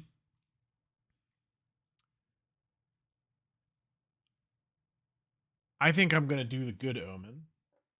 And I think what this is. Coward. Yep, that's me. Well, we need to build up some hope first so that we can destroy it all later. Yeah, literally. um and I think what this is like uh like an astronomical event that happens. Oh, here's what happens. It happens simultaneously for anybody who's in the tower, the two towers, in the ascension and the descension, there's like a big during the day in the tower of descension. Let's see. There's like a some kind of like flare like thing that happens in the sky, and then there's a wild at nighttime in the Tower of Ascension. There's like a like an aurora kind of a thing, but they in comparing accounts of people who've seen these things, they were like noticeable enough. They they all realize that they happened at exactly the same time, even though they're kind of opposite of each other. So let's do this. All right. While I am drawing this, our clocks will tick down.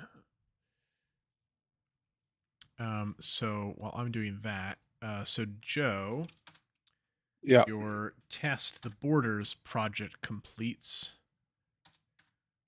So when your project completes, you get to sort of narrate what happens. And this thing on the bottom right is the map of outside, right? Of Correct. the two, Yeah. the towers and the river. Okay, got it. Who's the most adventurous? And we're testing how far away these guys can even get from the towers, right? Mm-hmm. Who's the most adventurous? I feel like there's a Matthos in there. Yeah, there's a Matthos, sure. and I think there's a Fawit who's not necessarily adventurous, but she's constantly putting herself in danger to better the health of the group. Yeah. Kind of like true Fawit. So she's Yeah, like, yeah, I'll do it. I think Fawit, because Fawit's very very good with her hands, right? Like she's kind of quick and dexterous. Mm-hmm. So I think the first person I think that one of the Matthoses being the first person to go makes it to the edge of of this radius from the, and I'm going to say that it's 12 miles. Okay. And so you can see the towers, like he like looks back to see the towers. And he hits the edge of that area, and disintegrates as he passes through it, and does not reappear. And the flying machine that he has, that he was in, just goes crashing to the ground, and gets obliterated. It's outside of the radius; nobody can get it back. Oh wow! We lose one of them. And which one? You said it was a Fawit or a Matthos that disintegrates? The Matthos, because I feel Matthos. Matthos is the he's like the hard chart. Yep, he's the navigator. I think he perishes as he tries to make. He's the first one to get to the edge of the radius. And then Fawit figures out how to really not just really glide. Like the rest of us kind of like are still trying to struggle to even glide. But Fawit realizes pretty quickly how to ascend, and really get it flapping perfectly. And Fawit gets to the very edge of the the dome, directly like up, essentially. Oh, I see. Okay. And it's not 12 miles. In fact, it's only a mile and a half up, and you can't go any farther than that. Interesting. But Fawit doesn't die. What happens is that she really kind of struggles to get up there, and so she reaches up and loses half of an arm as it disintegrates. But it comes back down. Somehow is able to land it with one arm, and comes back down and is still around. So there's a maimed Fawit as well. I love that. R.I.P. Matthos. Oh, rip Matthos. How many Mathoses are there? I mean, I mean, we could say how we many. can say how many. many do Yeah, you want? I think at some point in somewhere, I think I said like somewhere in the area of like 100 total of all these people. Some of Oh, them, gotcha. some of them would have died in the battle with our cartographers, but so yeah, between 5 people, that's like 20-ish of each of these, Gotcha. basically. All right. Okay, so there's a. I'm just gonna do a blank Matthos.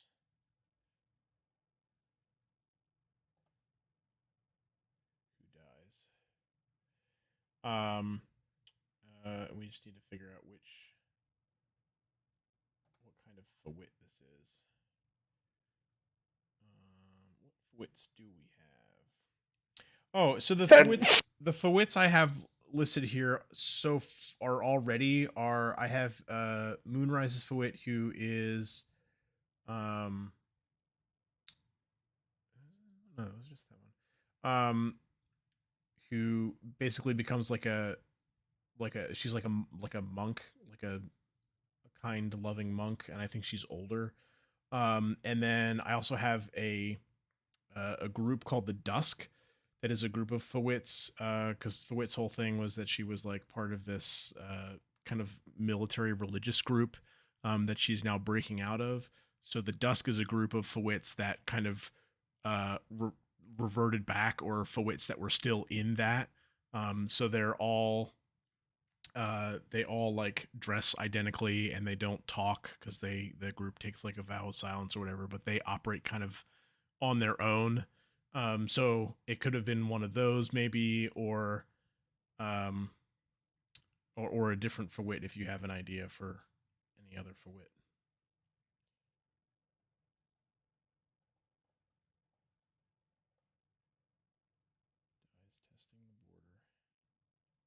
Sorry, was that directed at me? I got a phone Yes. call. Yeah. Sorry. Say it again. So, which You want it to be a new Fawit or a one of the Fawits that's already existing been Fawit. made? Oh, the one that lost its arm? Yeah. Yeah, we'll say that's a new Fawit. So we have Okay. a new armless Fawit.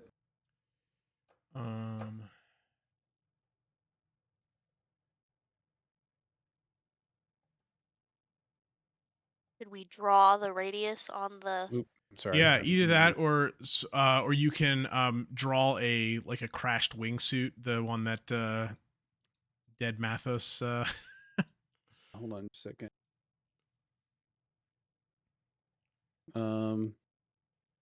So how close are the towers together?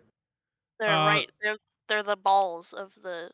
Yeah, the somebody two drew a dick on there earlier. the two towers are Oh, these shit! two. I Yeah. forgot. Yeah. Yeah, I was too far to the left. And Okay. this little trapezoid square thing is like the opening of the hangar out the back of the mountain ridge here. Damn it.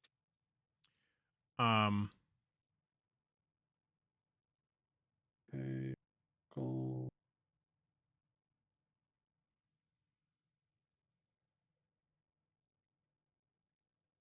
There we go. Nice.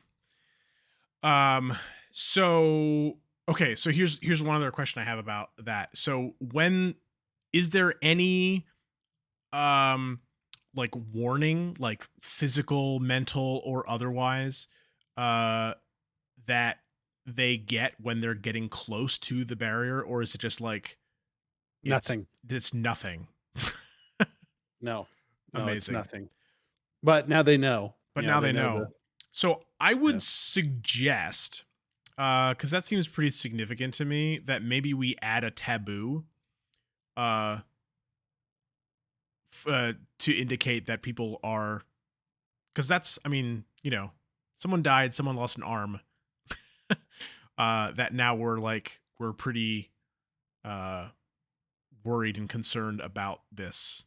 That Flying even close to the 12-mile mark. Yeah. That maybe like people are putting out like flags or They something yeah, to yeah, yeah. they put out like little flags to like indicate, hey, you're already 10 miles out. Like, do not go past Yeah. I don't this know. Does, point. does that sound reasonable to people that we add a taboo of the border? I think that's fine. Mm-hmm. Yeah, I like it. Love it. Is that going to be your something new, or I guess that would be start a project? So that was his test the borders of the relic project. So I'll put done projects down over here. That's finished. That was him narrating the completion of his Yeah, project. depletion. Yeah, yeah. Right. But would that be Um, you starting another project to set out a border? I mean, I think it took 2 weeks. I think that they probably did it we in the can we 2 weeks can that we can they. call that color. Yeah. Because yeah, it's not anything like significant happening about it, but okay, so then still on my turn here, my map the portal network completes.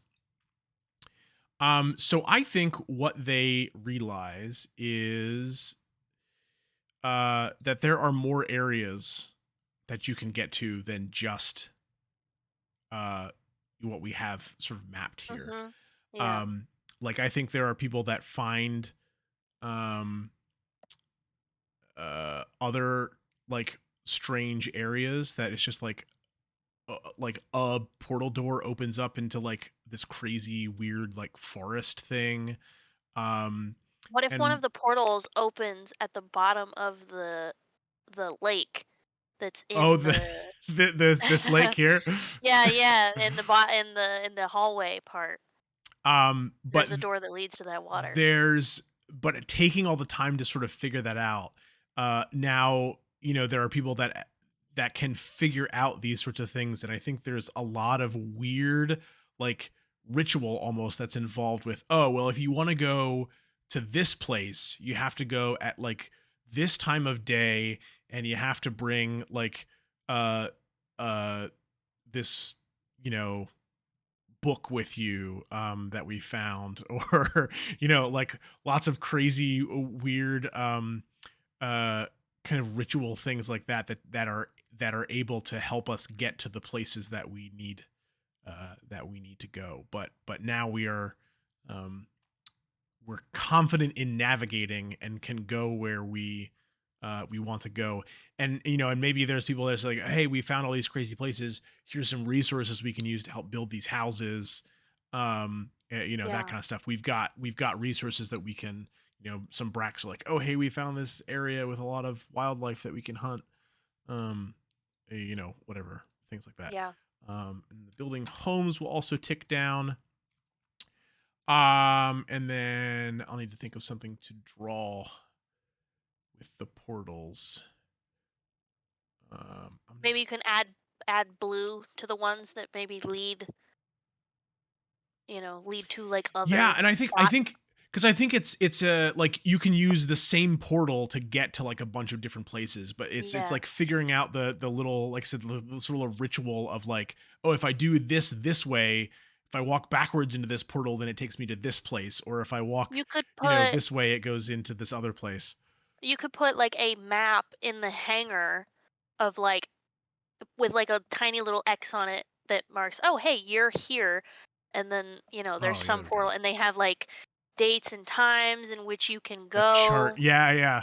Yeah, like a chart. Just Like start just like making a charts. little yeah, just like a little square, like a little, quote unquote map in the hangar with an X on it that marks we are here and then little blue dots. And that's how we, when we're in the hangar, know which portal to go through at what time and Love stuff it. like that. Not to scale, but here's our Yeah, not to scale. chart. Whatever you do, don't go through this portal at this time, or you'll end up at the bottom of the lake. And they found that out because the person who fell off ended up coming back through that Oh, there you portal. go. Love it. um. Okay. So then, now I get to take an action. A lot of stuff happened that turn. So I'm going to start a project, and the project that I'm going to start, um for the sake of, because I think so, I want to start building this ship, working on this ship, especially now that we have some resources that we have potential access to. But I think it's probably going to take longer than 6 weeks. In which case we should split it up into, I forget if this is in this game or if this is one of the things that's in the other game. But that you should, if a project will take longer than that, you should split up into sections. So I think the first section of this is learning how to build a ship. Because these people aren't shipbuilders. So we've got to start there. There's definitely some Matthoses on this project. I think there's actually probably a lot of people on this. Let's say the learning will take 4 weeks. Does that sound reasonable, or should it be longer than that? It should be longer than that. I think, yeah, I mean, I would. You can do however many weeks you feel is necessary. Maybe I will go do 6, and then maybe the building part will not take as long. But yeah, I think it'll be a project to sort of figure out how to build a ship. Cool. Okay, did I do all of my drawings properly? We did that. What was my? Oh, that was my map, the thing, and that was my card. Yes. Okay, great. All right. Continuing in the order I have here, let's do Joe. No, it'd be Chris, I think. Oh, was Chris the? Okay. Yeah. They switched. You switched them the second round. Yeah, it don't matter. That's right. Okay, we'll do it this way. I'll just slop these. Okay, Chris, you have the 2 of hearts. What cultural practice or ritual unifies your community? Or there is a monster who did. Jesus Christ.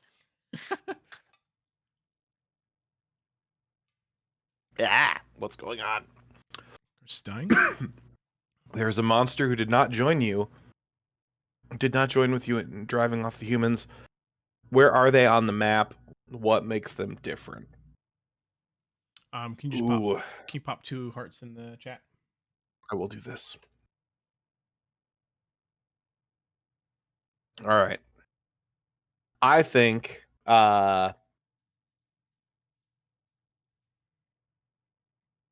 let's see. I think independently of the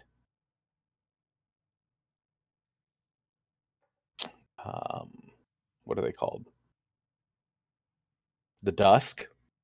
Oh, There's another group of Fawits who want nothing to do with the community. Ah, okay. And I think it's pretty small. It's maybe just 5 of them. Okay. But who saw what was going on, like, in the fight, and chose to just get out. Okay. And I think they are living north of the towers now. Like in the mountains? Yes. Okay. So you think so just to clarify, so you think the Dusk, even though they're this sort of kind of mysterious, religious military or whatever, that they are as a group are like hard committed to the community, even though they're kind of like, probably people think they're weird and whatever, but this other group is not associating themselves with the Dusk, but are separating themselves. Yes, and I think maybe it's a group. So what is she was I think it's a group who never joined the faithful in the first place. Okay. And you do want this as a group, not just a single person? Yes. Okay. I think it's a group of like 5 of them. Okay. Who never joined the faithful in the first place. So their experience is Vastly different. vastly different than any of the other Fwits. I don't think they are I don't think they're skilled in combat at all. Sure.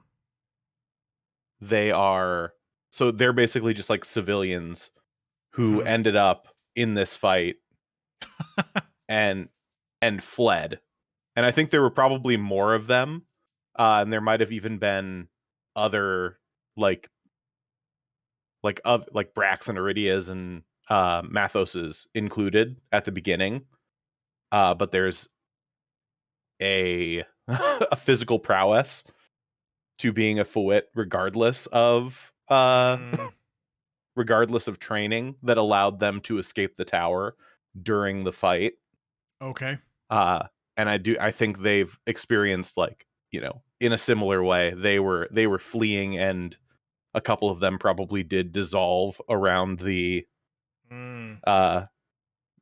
outskirts, and I think they're probably living between whatever boundary it is that we've set up to stay outside of or to stay Oh, okay. inside So of. they're like They're in living between the boundaries. they're like in the warning track. Yes. They're in the demilitarized zone.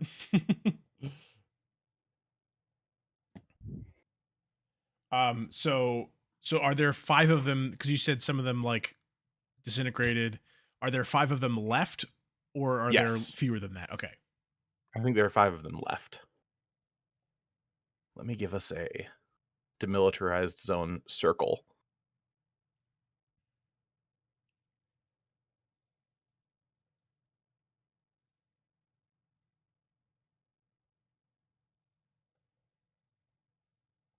Oh no. Can I not move this? You should be able Oh, I to can. select it and grab it. Nice. And then I guess you can like just draw a little camp.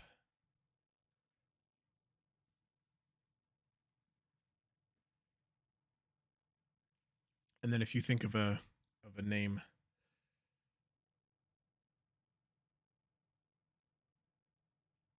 for those wits, or if they don't call themselves that at all. I guess if they're separating themselves from the community, they probably don't follow the naming conventions of the community.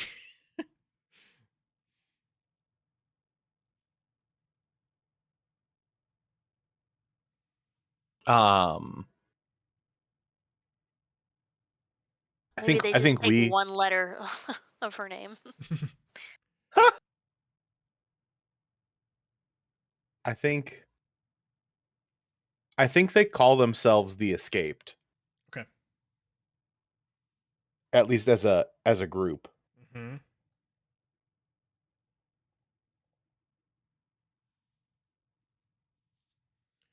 Sweet. Okay.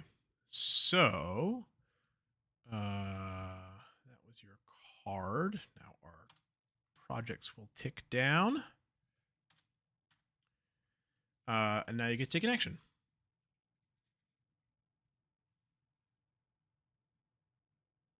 I think there's a group of I think it's probably a group of like 2 or 3 Brax that want to agree on something. Oh, okay. And I think they bring up, I don't know if we're like at, town meeting or whatever it is, but I think it's a group that thinks that if we just left, we'd go home. Like if we just leave the boundary, we'll be home. That's how we get back to our worlds. That's how we don't stay trapped here. We have to leave. We have to make the choice to go beyond the boundary of this artifact that's holding us captive in this tower. Okay. That's your So position as a group of brats. that's your opening statement. Yes. as Brax. So let's now go around the group with the rest of us and either on behalf of another character or characters, either agree with that statement or describe how those character or characters are sort of remaining silent in that conversation or whatever. I think that what's the leader Zahida? I can't. I don't The have the leader sheet in front of me right now. Zahida is Eventide Zahida. Yeah, I think Eventide Zahida would say to that, uh, I disagree solely based on the fact that Fawit lost her arm and was grievously injured, even though, even in the 2 seconds that she put her arm across, like she damn near bled out on her way home. I think it simply kills you. It doesn't take you home. You're just dead.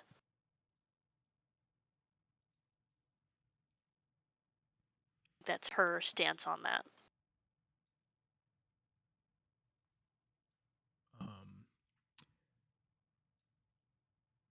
Who's next? Who's next? I think. Yeah, I think the Iridias agree with that sentiment. Which sentiment? The whatever Dayla or what Dayla That just it said simply about just it. kills you. Yeah, it just Yeah. simply kills So you. they're so they're disagreeing with the Brack. Okay. Yeah.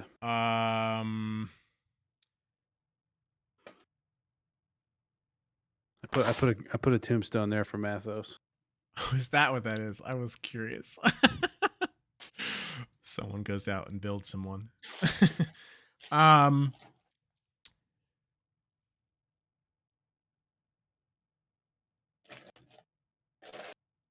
I think there is oh, maybe it is this. I have a Fortnite's Matthos who He's really good at gaming. he's really good. Well, he became a star athlete basically. And I think he goes and agrees with the Brax and says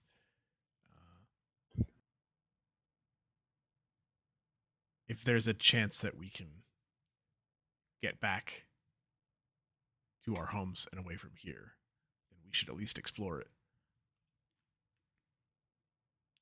And that is our conversation. Action. Yeah. Okay. You know, we didn't really discuss this, and I think it's pretty pertinent to this. And maybe I don't think we ever said whether or not Fawit felt pain when she lost her arm. arm. Oh Yeah. yeah. I'm gonna say she didn't. I think that would because that would make it even more ambiguous. Like I maybe love something. ambiguity. Yeah. Yeah, that's why they feel nothing when they get close, but she lost her fucking arm And still felt nothing. It's yeah, just not still- there. yeah. Nothing. Yeah. No phantom limb syndrome. Nothing. Very mysterious. Okay, so maybe that doesn't move anything yet, but I feel like that is touching on there being some people who are not so into the idea of the relic border being a taboo. But yeah, maybe we keep track of community sentiment on that. Okay. So Joe, we're back to you. Your that card. card is the King of Hearts. Oh, nice.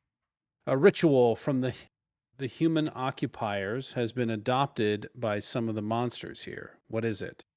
Agree on something about why this ritual is vital to retain and preserve as your own. Add the ritual to your adoptions. Okay. Some kind of cartographer ritual that we adopt. So what are the monsters here? Is it We just the cartographers or no, the the- humans are The anchored, yeah, we are the monsters in this, and the humans are the cartographers. Oh, gotcha. So yeah, so when it says human ritual, it's talking about we're transferring that to be talking about a cartographer ritual. So some kind of cartographer ritual that we've discovered we adopt. As In the something light vital. that Matthos is perceived to be dead, there's a ritual of um we'll say it's the ritual of the harvest, and it is also, you know, how the cartographers would, you know, perform funeral rites. And I think that um in the event that perhaps their, you know, whatever their essence is not completely gone, you know, I think that, you know, remembering them, um and putting, you know, using those rites may allow, you know, if they are dead, allow their spirit to travel to the afterlife. Now, that's a great question. Is there an afterlife? Do we believe in that? Not in Olarden, but shit. What's the original In place that we come Tandara, from? in your original. Yeah. Do the Narans believe in an afterlife? I'm sure there's some. I haven't necessarily thought about much of that. Um, but I think in this context, this would be something that we're adopting of the Yeah. something we True. found of So, the cartographers' beliefs. oh, Um, okay. Yeah. So, do the cartographers believe that there is an afterlife? um, man, that's a question. I think. I mean, what does like a An immortal. what is like an immortal demigod like transcended being think Yeah, so maybe of for an them it's not afterlife? necessarily like a it's not something that happens um out of the blue, right? It's almost like an agreed upon thing, right? Like I wish to no longer exist. Mm, And so what if they have kind of like a um oh, you know, kind of like a foundation type of thing, right? Where maybe they're transitioning into a newer like version of themselves or something, and they retired the old one, okay. or they just say, I'm, you know, I'm an immortal being, I no longer wish to exist. And so they all kind of come around and perform this ritual when someone decides that. But in our case, Mathos was kind of taken from us, but we're adopting that, you know, this harvest time, or this, you know, late fall, early winter festival of death, or this rite of death, to kind of help with any of the you know, copies, if they pass, you know, how do we handle it, kind of Hmm. thing.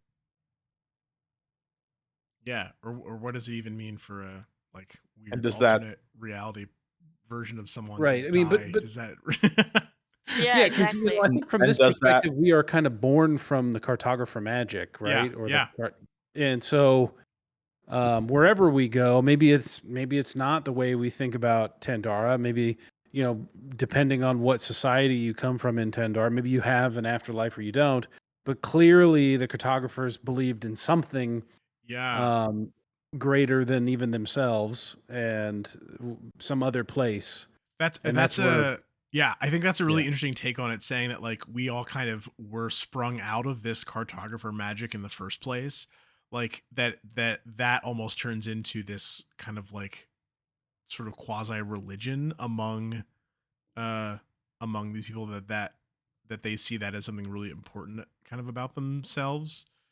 If that makes any sense. So that's yeah, that they're not just saying like, oh, we just believe the things that you know, we would have believed if we were uh living back in wherever. Yeah, Um because that they never we're were technically. different. Yeah. Yeah. That's really interesting. Yeah. Cool. So if there's anything you can think of to draw for that. An orange leaf next to the headstone. I will tick down our projects. And then you get to take a turn, Joe. Okay. Take your action, I mean. Yeah. Oh, yeah, we were supposed to do an agree upon thing on that one.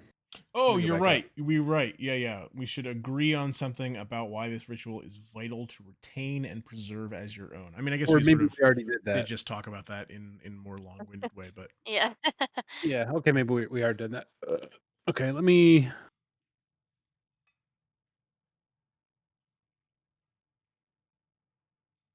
Dan, can you add Yeah, death I'm gonna ritual do... to adoptions? oh, yes. Um,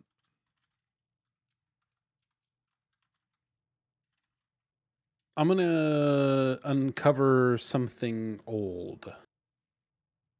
Okay.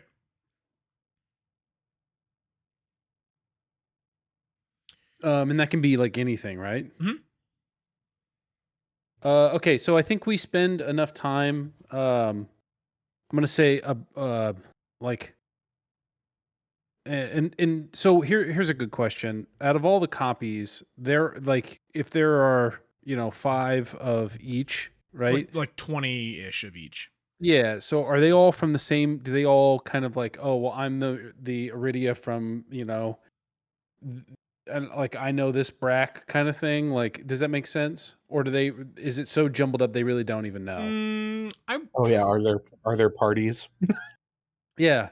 interesting. I I think there are I think there's room for all of that. I think it would probably be rarer to have ones that do know each other, but like maybe some of them are like a version of like yeah, like yeah, we came here together and we're a party and then Yeah. did something else I or think. whatever, but I think the um. Yeah, we'll let you I'll let you stop me if this is okay. sure. The girls are all out. We'll say there's a Zahida, a Fawit, and an Iridia, and they're walking the spine, right? Of this mountain that the towers Mhm. are in, right? This mountain range. And they discover what appears to be this type of like bone. And as they kind of move around or whatever, and they start digging it out um, over the course of like a day, maybe they realize that it's from a gigantic. It's like the skeleton of like a gigantic, some sort of like pseudo human. It's definitely not Okay. like, doesn't look like them, but it's at least 12 feet tall. Um, there is no skull to it, so that you really don't know what the head looks like. Okay. But if you can imagine like the way that a dwarf is, right, where it's like very wide shouldered, imagine Mhm. that but 12 feet tall.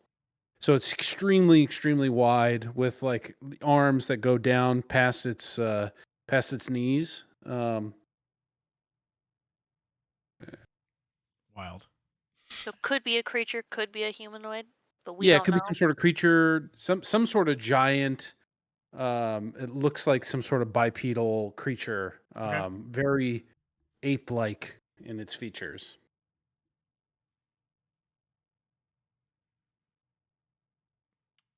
Cool. All right. So then go ahead and draw your little um skeleton.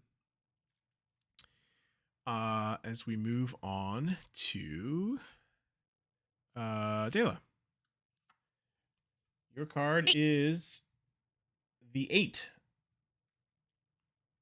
we're still in the hearts, right? 8 of hearts, yeah. Oh, Joe, can you first before that? What was yours? Can you just Like King drop Hearts. King Hearts in the chat, and then 8 of hearts for Dela. 8 of hearts. All right, getting down to it. Just a couple left here. How is status earned and defended in this community? Is there a clear hierarchy amongst the anchored here? Beyond spoken words, how do the anchored here communicate? I think I'm gonna pick that second one because there is a group of Fawits that have taken a vow of silence. Mm-hmm. But I think obviously they're obviously still in communication with, if they're still a part of the community, um, they are dedicated Yeah. to this place. I think that there needs to be a way to communicate. So I think that they're between the Fawits, I think it's easy for them, even though they have a vow of silence. I don't want to, take Eric's characters. Did he ever say if even when they had a vow of silence, if they Yeah. use like ASL or like if they Yeah. use There. I had I forget what but yeah, basically like hand signals and yeah, and things like that. That they have their own kind of like language sure. in that regard that they speak with each other. But I think that because they are dedicated to the community and the community's also dedicated, I think that all of these people are sort of proving things to each other and proving themselves to each other. I think that they teach people how to, they might oh, do it with interesting. in writing, but I think that they teach other people who are not Fawits, exclusively, Okay. how to use their like hand signals and like how to communicate with them. Very interesting. Okay. So there is some sort of and it also comes in handy for the people who end up going out and hunting. It comes in handy for, if they think that they think they hear something but they don't want to, Mm-hmm. speak and catch its attention, whatever that thing may be, that they use this like sort of second like hand Yeah, Yeah. language to communicate with one hand another. language. I don't know. I mean, obviously, we have ASL, but it's different everywhere you go. So Yeah. whatever we want to It's call it it's here is, it's OSL, a large yeah. and sign language. There we go. Yeah, I mean, I think that's really interesting for like a couple reasons, because I think uh like I don't think that would have been a thing that like those types of people, those types of like Fawits or the faithful would be like okay Would with have doing shared in a before. normal context. Yeah, Yeah. like they might even consider that like sacrilegious or something like that. Mhm. But for one, that they've come around enough to acknowledge that it's important for them to communicate and be a part of the community, but Yeah. also did that in a way where they're still honoring their like vow of Yeah. silence. So they're still keeping their that part of their like faith or whatever in that way that is important to them, Yeah. but also reaching another hand out to the community in a way like that. Yeah. It's really interesting. Yeah. So I um think, especially because we're in what, 9 or 10 weeks now at this point, like that's 2.5 months. Like, I mhm. think there definitely would have been frustration in the beginning Yeah. between that group and everyone else, and being like, well, we don't fucking know what they found because they can't tell. You know what I mean? Right, So right, it's right. like, yeah, I think there was a necessary, or like if some of them went through the portals and they were trying to convey like what they had found, like there had to be community. Like it wasn't going to work without it. Yeah, So yeah, yeah, yeah. Cool. All right, I have ticked down our projects, so you can think about what you if you want to draw something for that, and then take your action. yeah, I'll put a little. Um, I guess I'll draw a little hand up here in the corner at some point, but I think.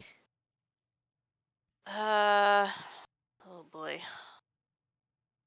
I think I'd like. Oh, okay. I think I'd like to uncover something old. Okay. And I was kind of drawn to it because of the wing machines that we Oh, found. yeah. I think that they're based on both the Ascension and Descension towers have skies that we can see, right? Skies, yeah. And I think that there is a bird or a flock of birds that those inventions are based on. Okay. And they look like they're hard to see during the nighttime, but I think that during the day they look like glass, right? Because these feathers were made out of, Oh, this wow. like crystal. Yeah. They look like glass birds up in the flying up in the sky. Like they look like really just very strange.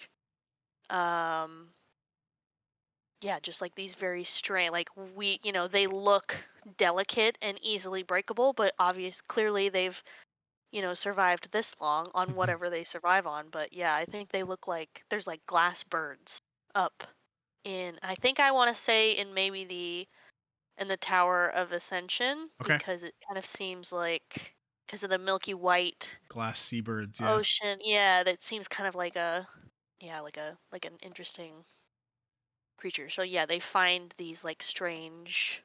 Yep. We learn about these weird birds. Okay. All right. So then you've got those two things. Glass Yeah. birds. Yeah, I will draw a. All right, that's me. For reference, we have 2 cards left in spring here. I have the 5. Do we always go through all of the items in each thing, or is it? I mean, when we played this last Except, time, yeah. we kind of just ended it where like I don't think we didn't go through the I'm trying entire to thing remember. when it was just us and Eric. I don't The think. the last season, the game ends in winter. The game ends when you draw the king, so that can happen at any point. But Oh, okay. otherwise, we'll go through through all the cards. I have taken out 2 cards from each suit, so we're not doing like the full Yeah. thing, just for slight brevity's sake, and also for because some of them didn't make sense in our context. All right, what did I say? The 5? Can I just mark the? I'm just gonna mark the birds as literal. Like the classic Love it. little seagull thing.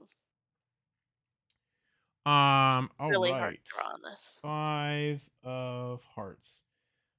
2 or more of the monsters who live here have decided to commit themselves to each other. Who performs the rituals for the union? Or a younger monster is brought to adulthood through an ancient ceremony. Who performs the rites required for the transition?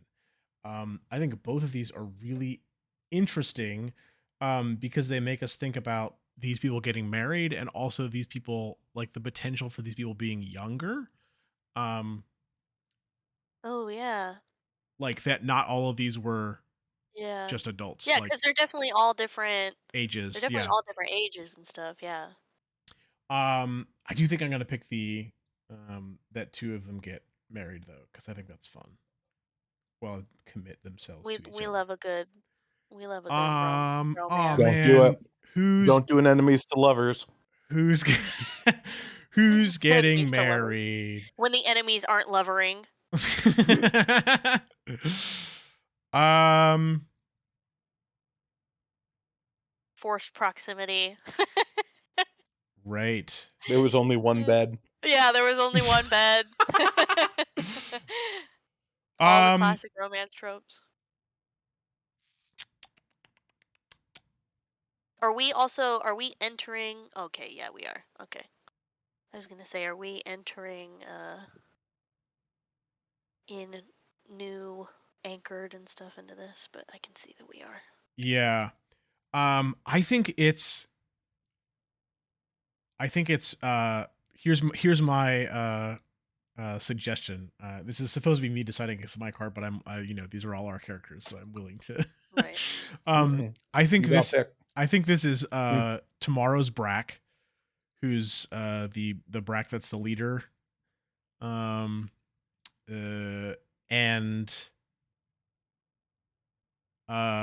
and Moonrise's Fawit. So it's the Fawit that instead of becoming like the because their religion has these different faithhoods based on the gods basically, and the one most of the Fawits are in the faithhood of Vartir, which is their sort of religious military whatever. But the current Fawit in our party was masquerading as a faithful of Nira. So this Fawit is a Fawit that was actually a faithful of Nira, which is like the love, kindness god or whatever. So that's she's like a monk, Mara. like a kindness monk, basically. So that's my proposal, is that it's the two of them. Canon. As long as it's not an Iridia, I'm fine. I had thought of Moonrise's Fawit. I feel like is a little older, but maybe she's not that old. We'll call her like maybe mid-50s or something. Though she is, I still have written that she's frail.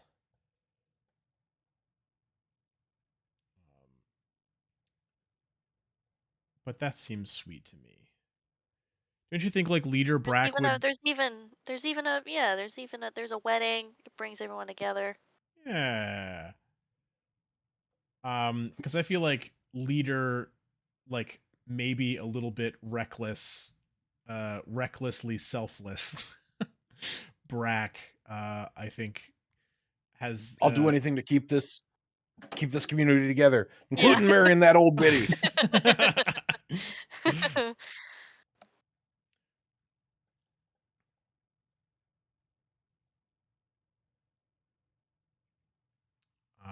Oh, that's sweet. I think they have their wedding in the in here in the chamber. Oh yeah. Like right with the little fires there. Maybe they've figured out the way that the gravity works here in a way that like the ceremony involved one of them being on one bridge and one of them being on the other bridge, nice. and then they and then it comes together because of the gravity. Yeah, I like that. Love it. And then they float down into the lake together. Yep. Beautiful. Okay, I will draw that in a second. Tick down our projects. All right, I'm gonna start another project. We need some more projects going here because we need to get some stuff done. And we have a lot of opportunities to look at things. Let's see. We've got weird crystal birds. We've got scary skeleton. I love the marking for the skeleton. Great. It's very good. It's the only part of the skeleton that's not there too. Yeah. Explicitly stated. Yeah.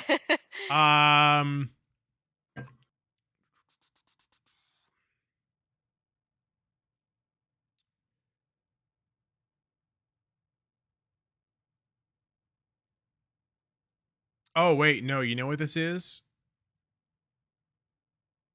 Well,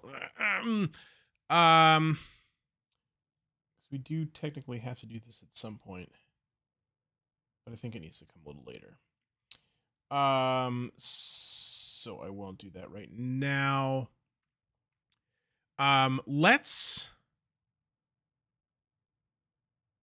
I want to search. I want to make a search party and like a search research party and try and figure out what's up with these skeletons.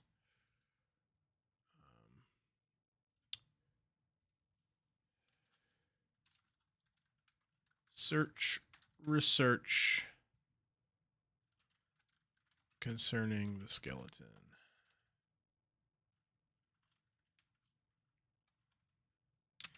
And let's say that'll take 5 weeks. 5 weeks. Sure.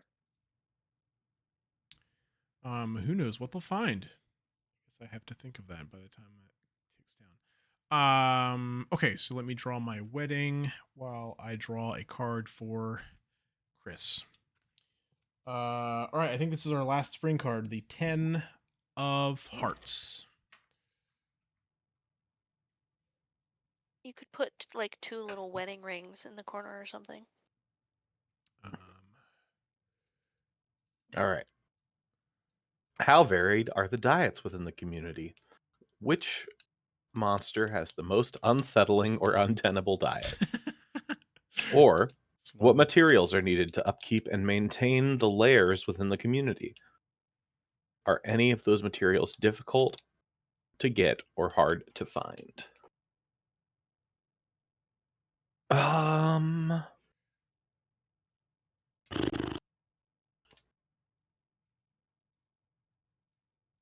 I'm not crazy about either of these, if I'm being honest. Yeah, I mean these are. I guess these are one of the ones that isn't the most applicable.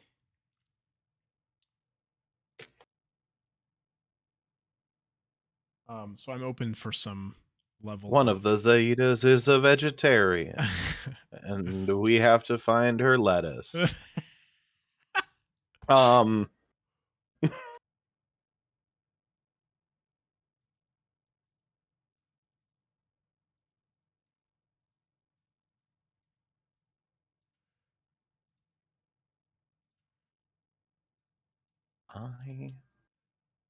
Materials we need to upkeep the layers within the community. Right, there they are. They've gotten married and they're jumping down into the water. Beautiful. That's suicide. Well, we know the portal's there now. So. True. Yeah. All right, and here's Zia's veil. Or Foot. The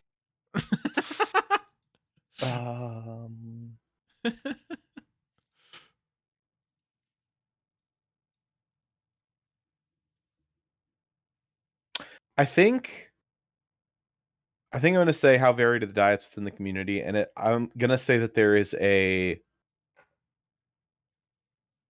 outbreak of scurvy, basically. Oh, okay. There's no.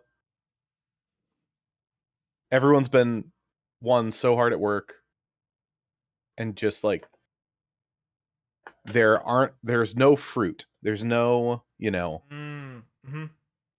we're missing some vital part of our diet that is just not provided by the tower or the lands in the immediate vicinity. So the diets are not very varied, but they need to be. Right.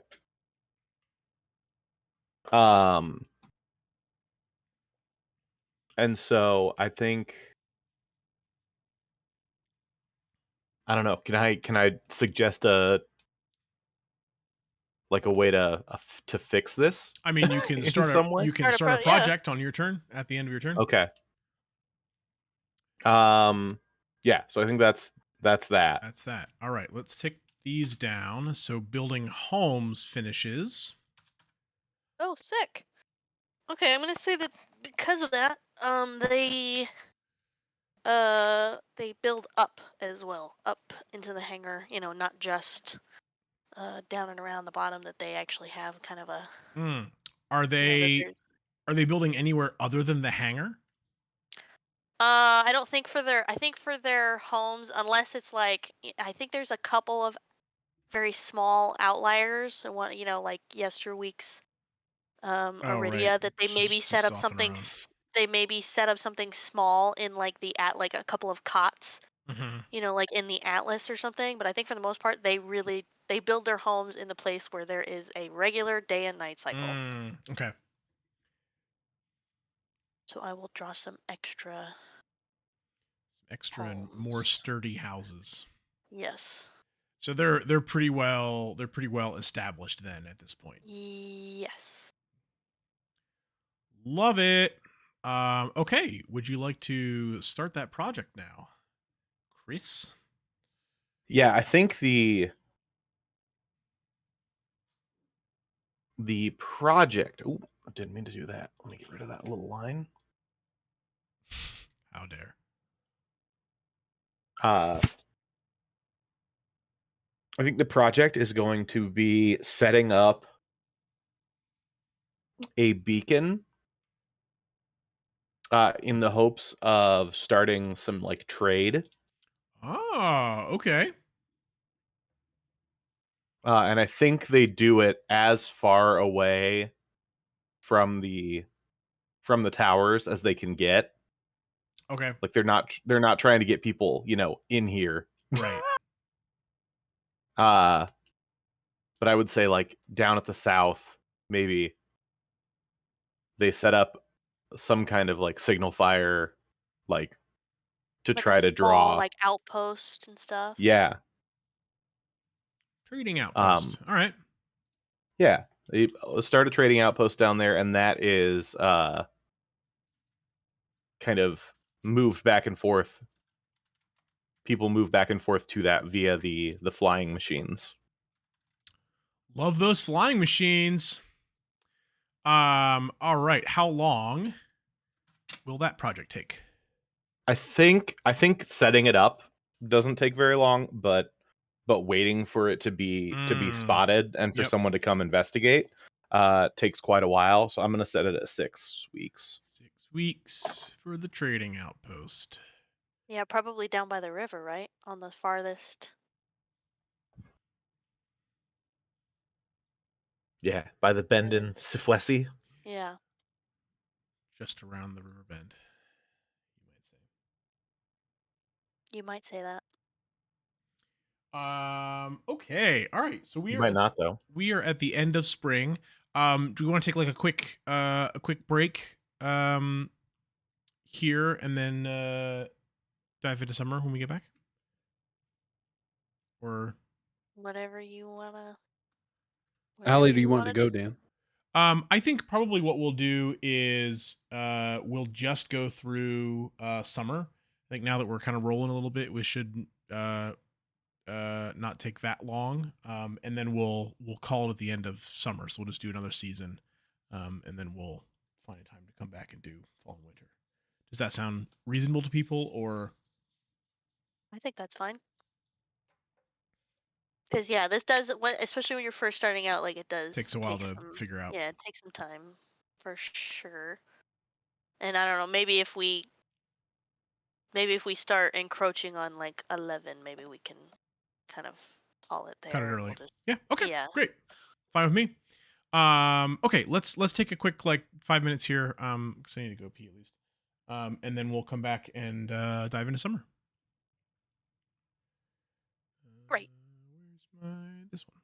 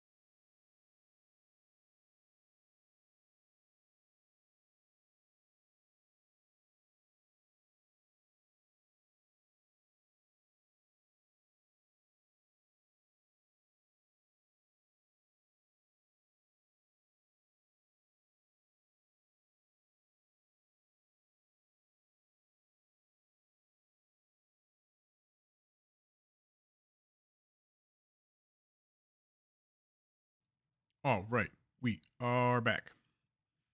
Okay. So that was Chris that just went. So it is Joe's turn, and we will start out The the first first card of the week of summer. summer. We have drawn the 2 diamonds. Pop that in the chat. Oh, I've got a sandwich in my mouth still. Oh yeah. Now things start to get interesting. Had some spaghetti. Yum. A wave of paranoia sweeps through the community. Agree on something about the severity and necessity of a taboo, or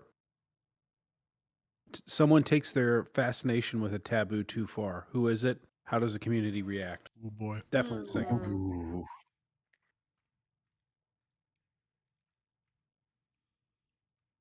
Can you pop two diamonds in the chat? Yeah. And then which of these are you going to go for? I'm gonna go with someone takes their fascination with a taboo too far.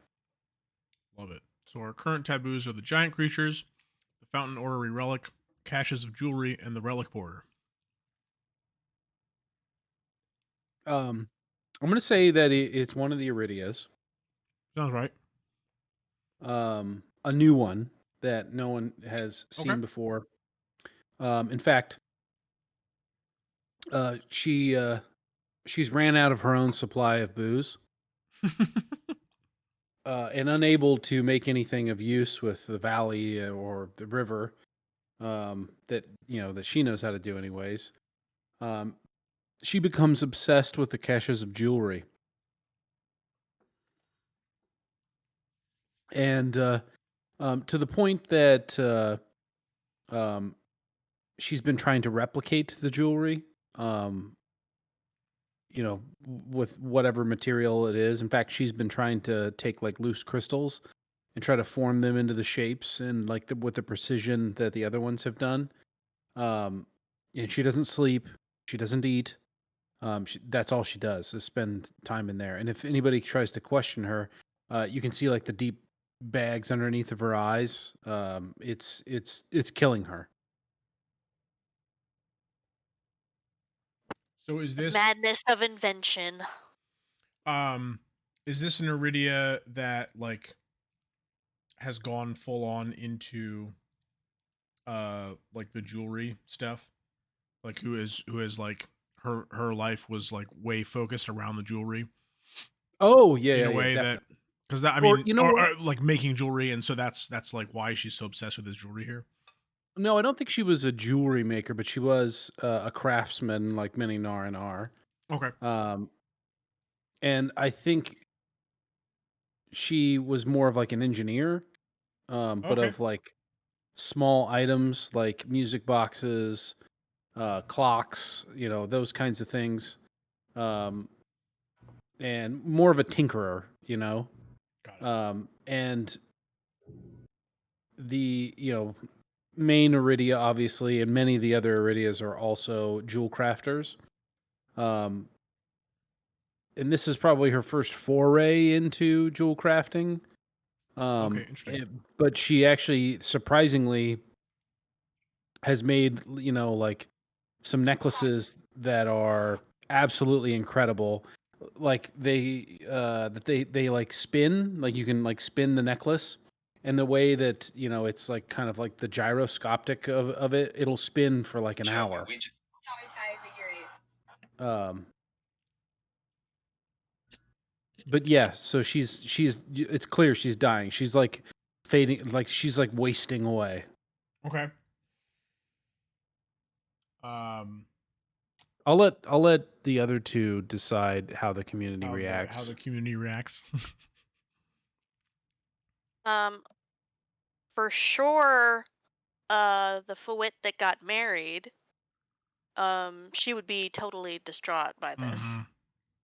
I think that because of her connection to, um, her, her goddess, her religion, basically, of like love Caring for and people. kindness and caring for people. Yeah, I think that she like does everything that she like, maybe even a little bit to her own detriment. Like she does everything that she can to try and I think there's other people too, but I think she kind of heads that um maybe project. And I don't know, maybe Chris, if you want to decide what, her new husband Yeah. would how he would view it. I think from the rest of the community, there's just a like a kind of like a doubling down on these things are taboo for a reason. Like Mm, we don't mess with the jewelry in the towers. Clearly, it can like bedevil you, yeah. and Yeah, they're very precious. Well, is there some wacky like cartographer magic like up with this jewelry? Like is there something of that nature going on here, Joe? I don't think anybody knows. Mm. Uh, Except maybe this Iridia now. um, I don't think she realizes whether or not she's in some sort of like addiction, psychosis. Mm. Dragon All she knows sickness. is that from the time that she wakes up until the time that she goes to bed, the only thoughts that are in her mind are about the jewelry, and she wants to work with them, feel them, see them again, that kind of thing. Mm-hmm. Yeah. Love it. Love it. Okay, let's tick down some projects. Are you gonna put like some little red lines through the jewelry or something? Or draw an Iridia getting in the A jewelry. crazy Iridia. Yeah, that's a good point. Okay, so learning how to build a ship ticks down to 0. So I think so is that 2 crazy Iridias running around now? that's 2 Yes. crazy Iridias. Yeah, they're dropping like Well, flies. wait, who's the other crazy already? Yesterweek's Iridia, Yeah. Oh, right. the one that's like She's aging and unaging, and she's she's something. Another Iridia bites the dust. Another Iridia bites the dust.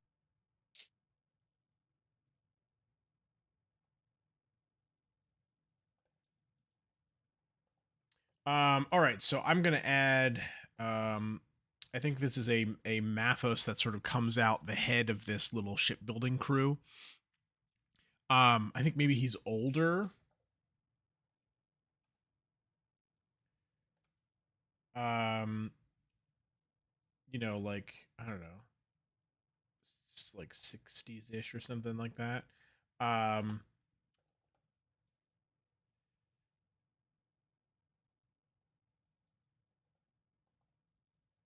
and um, he and some other people have like, with the help of some Iridias, doing some research. Has really dug into this project and set up this little shop here to get themselves ready to build this boat. Build that boat.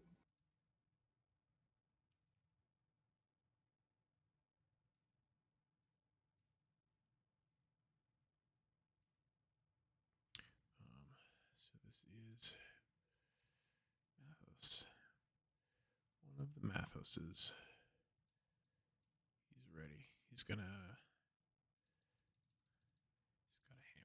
He needs a hammer in his hand. There it is. All right, and so they've got this little crew that have, they've practiced on some of this stuff and worked with some of the materials that they've been finding in these other places, and they're ready to go. Okay, so Joe, what is the action you will take during this turn? I love that Iridia bent over the. Yeah, you're welcome. It's lovely. Yeah, let me go back to thing. Do we give her like some little Spidey sense lines to show that she's crazy?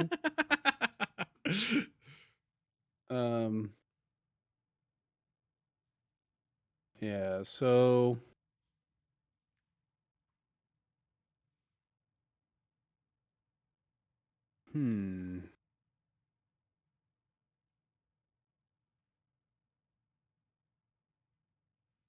I'm gonna say agree on something. Okay. Now, is this from the like when I say agree on something, that's from the view of one of these, One of the groups of characters, characters. yeah. Yeah. Character Group or a or group of characters. characters. Yeah. The non-crazy Iridias have come together and decided that they want to or that the cartographers' religion is real. Um and um yeah, and they believe in an afterlife.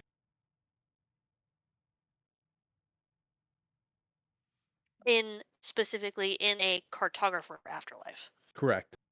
So how is that They, different from because we've already adopted uh their death ritual and their, whatever piece of their religion that is. Um so how is this different from? yeah, so yeah, I'm trying to think. I think that Iridia is really thinking that the cartographers are gods. Um and and I think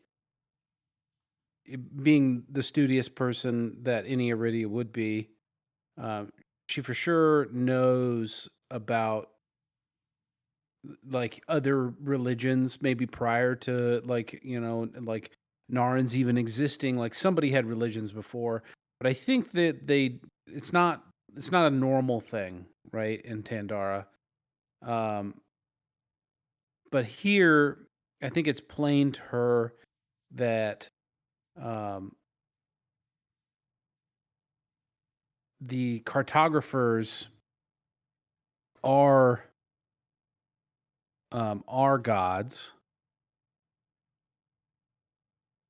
and yeah, I think it's different than the the ritual.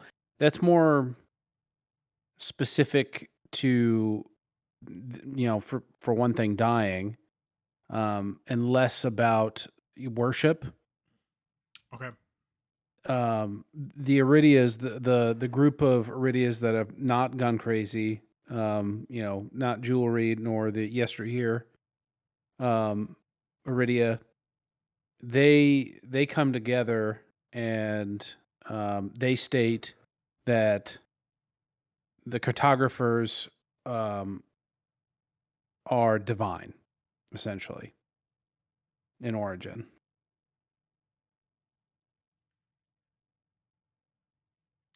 I think we'll go with the dusk. I think that the dusk are they're not going to agree with this. So to narrate their abstention from agreement, um, I think they're uh,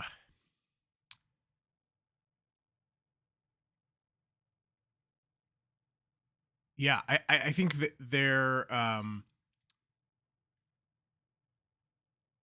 they're making it clear that uh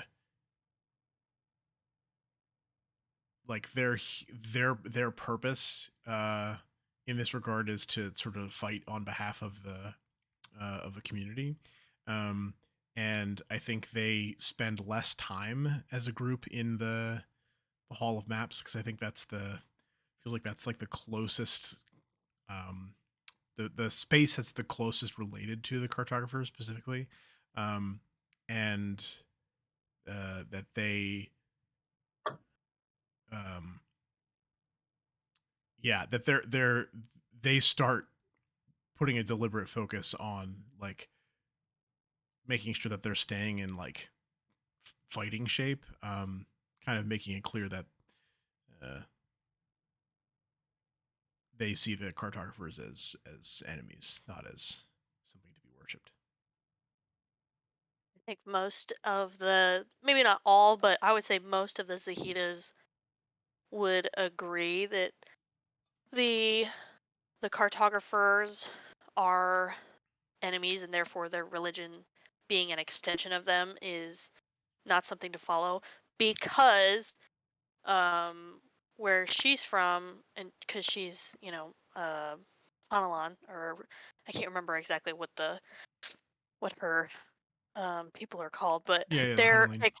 they're extremely superstitious, and they have a bunch of these weird little, even like, finishing the last bit of liquid out of a drink, like they won't do it because it's considered bad luck. Like everything is, they're extremely wary and superstitious just in general. And so I think most of the Zahitas are like, absolutely not, we are not going to, there's no way that we're adopting, even more rituals from the cartographers, because it's dangerous and we don't know enough about it.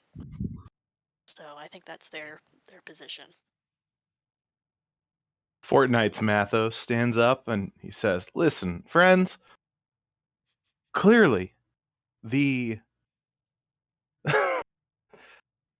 these cartographers were powerful entities. That doesn't make them good. In fact, we've seen that they're quite bad. But that also doesn't mean there's nothing we can learn from them. As an athlete, I've learned that some of the worst people can be Athlete. the best at a sport, you know? It doesn't matter that they're terrible people. We should be trying to emulate the power that they wielded. We learn to better ourselves, not follow their old ways." That's the end Right. of his. And that's that. As an athlete. As an athlete. That's what he is. It's He's a like a star protected group, athlete. instead of, well, as a gay man, or, oh, as a black woman. No, it's as an As an athlete. athlete. As an athlete. Oh gosh. All right. Dela, you're up, and you have the 10 of diamonds. Okay. Throw that in the 10 chat. of diamonds. Um, Conflict flares up amongst community members, and as a result, a project fails, or introduce a dark mystery among the members of the community who discovers it. Ooh. Um, I'm going to choose. Ooh. Hmm. Ooh, that's a good one. Ooh, I like both of those. They're both very Uh, good. I'm going to say.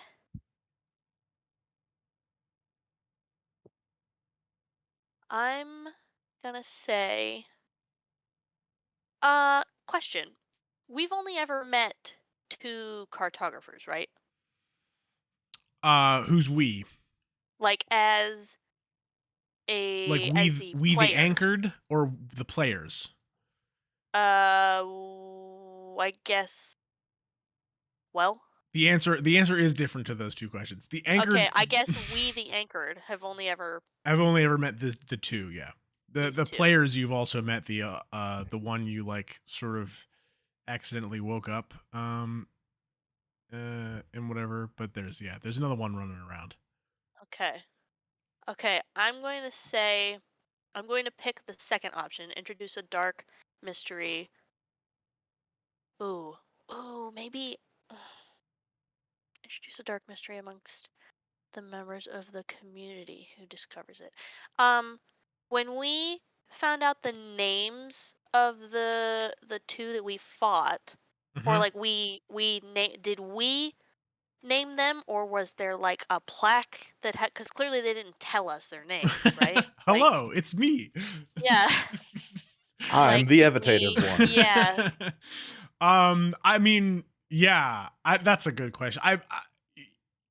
Maybe searching through some like books or documents or something or whatever, you find some kind of records of what. We okay, went through their pockets and found their driver's yeah. There you go. license. Their driver's license. I'm gonna say introduce a dark mystery amongst the members of the community who discovers it. I think that they find a list of several. Oh shit. Um, Or do we just know that maybe? Oh, that would be Like fun. you look at a cartographer and you know Just its like no, name. it's yeah. oh, that's interesting. I like Yeah. that idea a lot, actually. I think they find. I think they find maybe letters or like mentions of something of at least three more cartographers. One of them maybe is the one that we already, like we the players know about, right? We Mhm. kind of woke one up. Maybe that's one of them or something. Or however many, I don't know how many have like planned or anything like that, but maybe we find a few more. Um and So we the noon one is the other one that's out and about. okay. Chris and AJ know the name of that one. Okay. From what Okay, they so we know did. of at Yeah, we're least buddies. one more.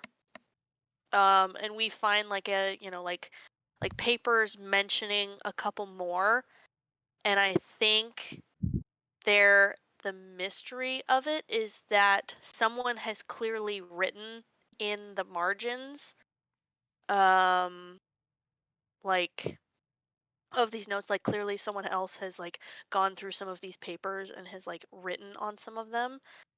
Is that there is just like uh gibberish, like names of other suspected like cartographers, and like they're being like crossed out.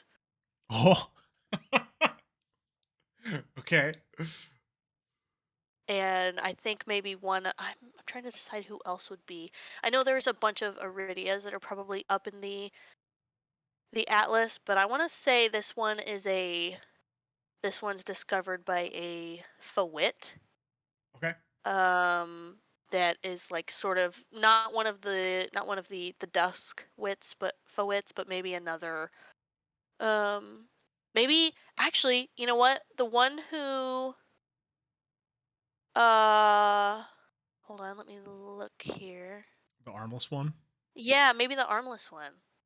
Because I think she kind of gets interested in it because of um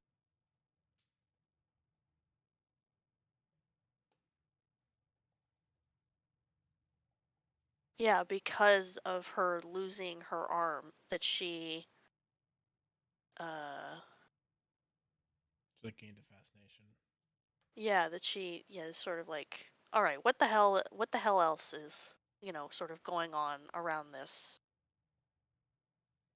Um and whether or not uh she like whether or not the handwriting is seems fresh or anything like that. I don't know if she would know that information, but I think that yeah, there is a couple of like extra names written in the margins, and a few of them have been like crossed out, or like letters have been like moved around and stuff. Like she doesn't maybe know what the information. I mean, it's a mystery, right? So we don't know, but Mm-hmm. yeah, but it brings up some concerning theories. All right, I have a job for you then. I need you to pick two names off that list. Uh, These are as two more names that you see that are ones that for whatever reason like that could be yeah, ones that you should be worried about, basically. Or just if you know any other palindromes, they're all palindromes. yeah, yeah.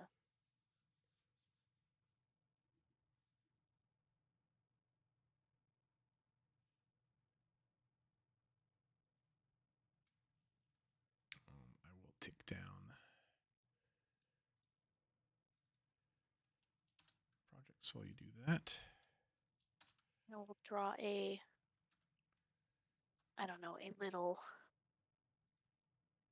little list in here. list of cartographers.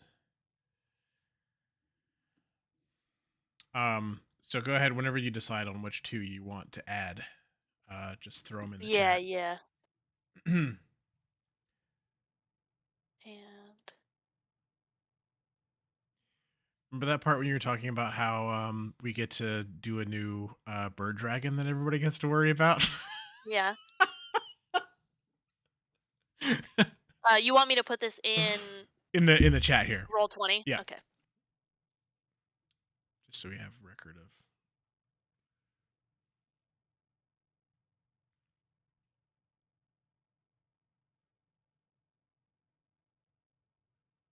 Getting some cartographer lore here.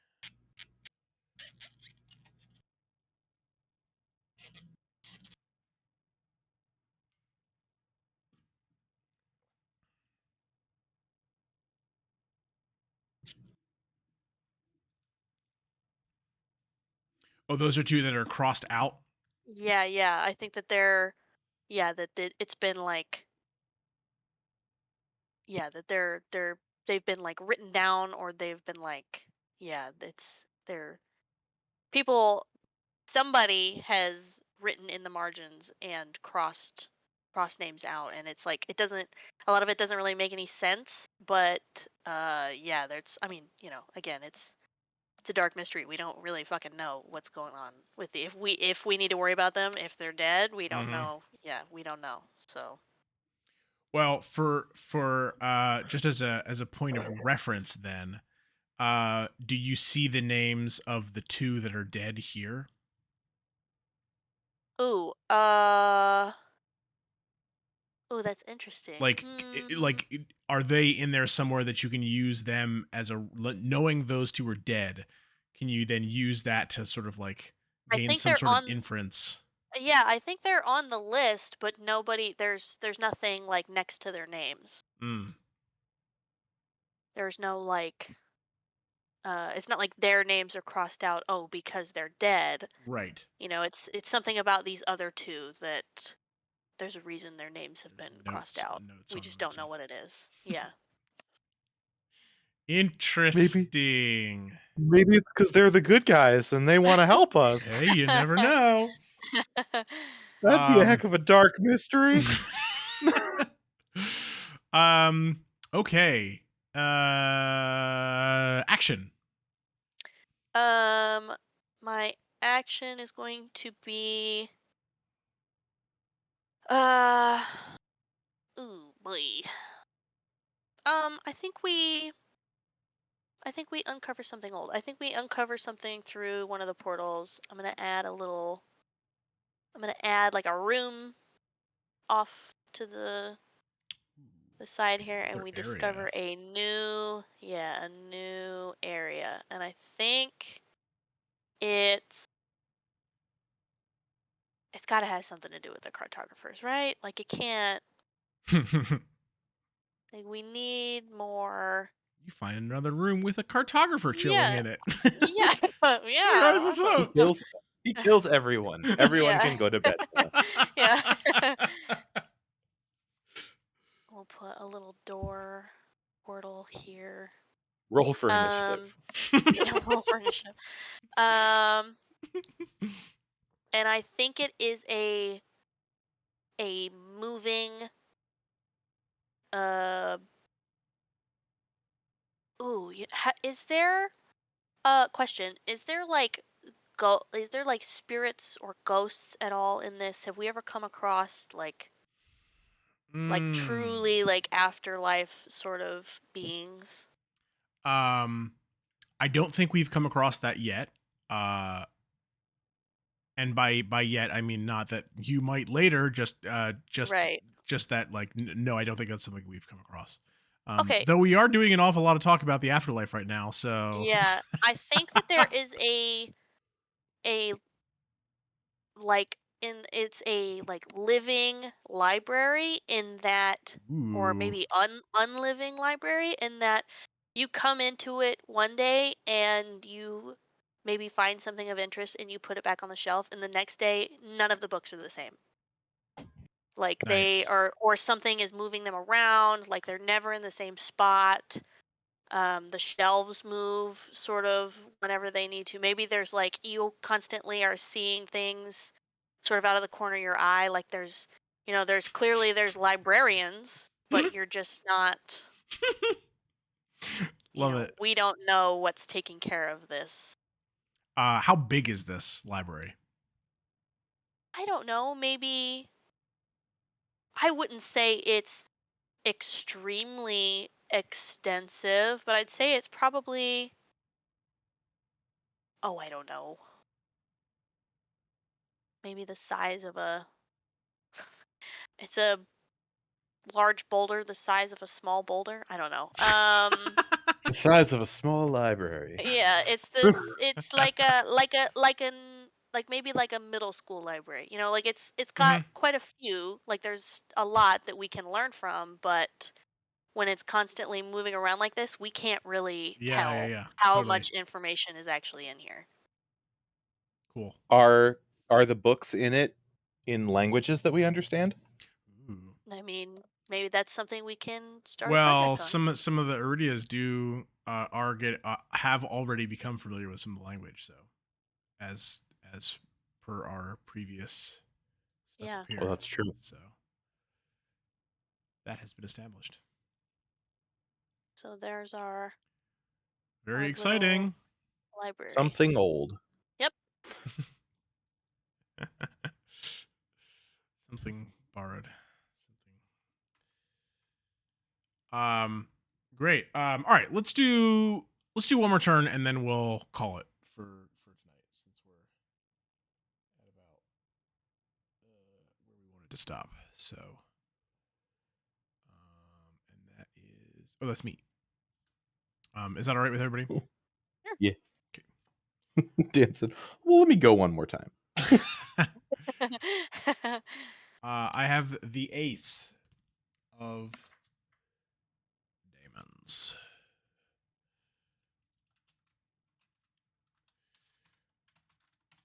All right.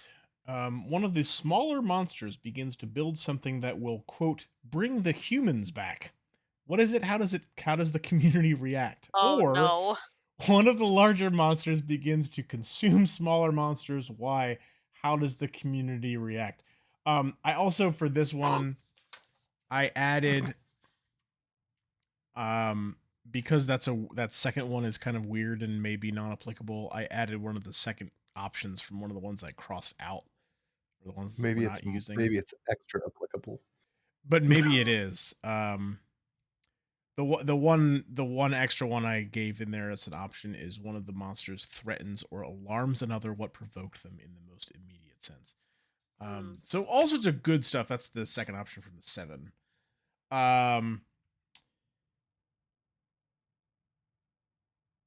All of those are great and foreboding. Yeah, they are. I mean, it's got to be that first one. I mean, uh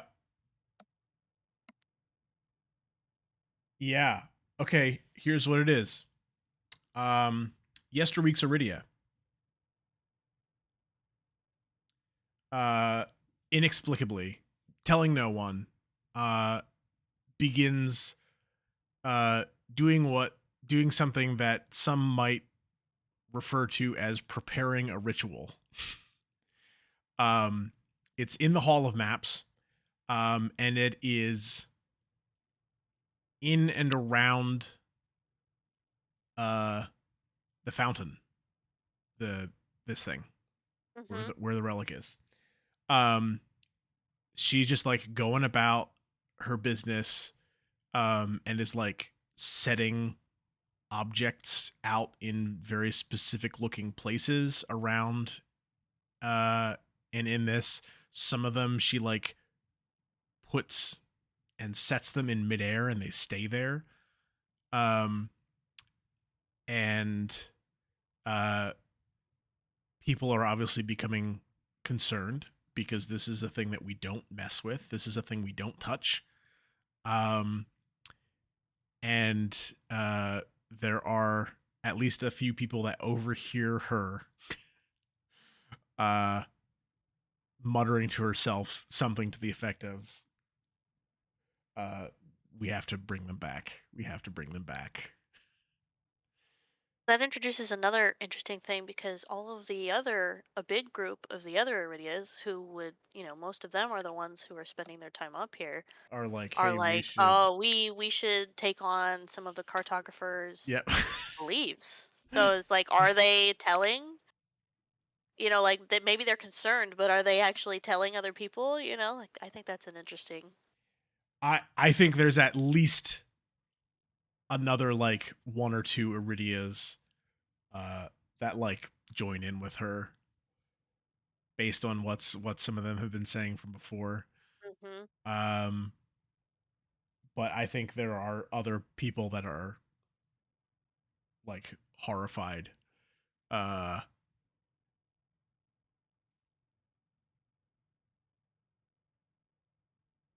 begins to build something that will, and it doesn't say what to do about that. um, huh. Okay. Well, let's do this then. I will take down these. And I'm gonna start a project. And Pretty fucked up project. what should I call this project? Yesterweek Iridia's project. Or the ritual.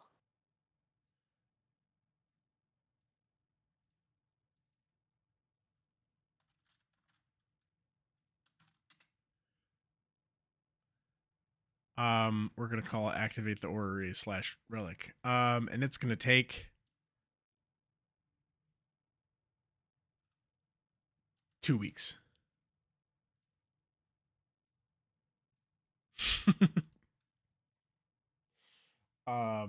Yeah. Okay.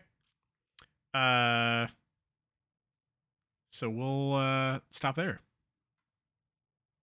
Turned into Nice. Sounds good. Turned into a good cliffhanger.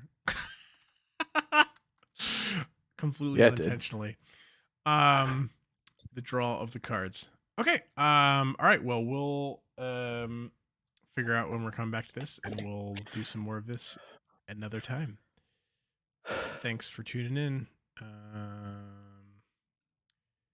Where is the? Oh, it's this one. Okay. Bye.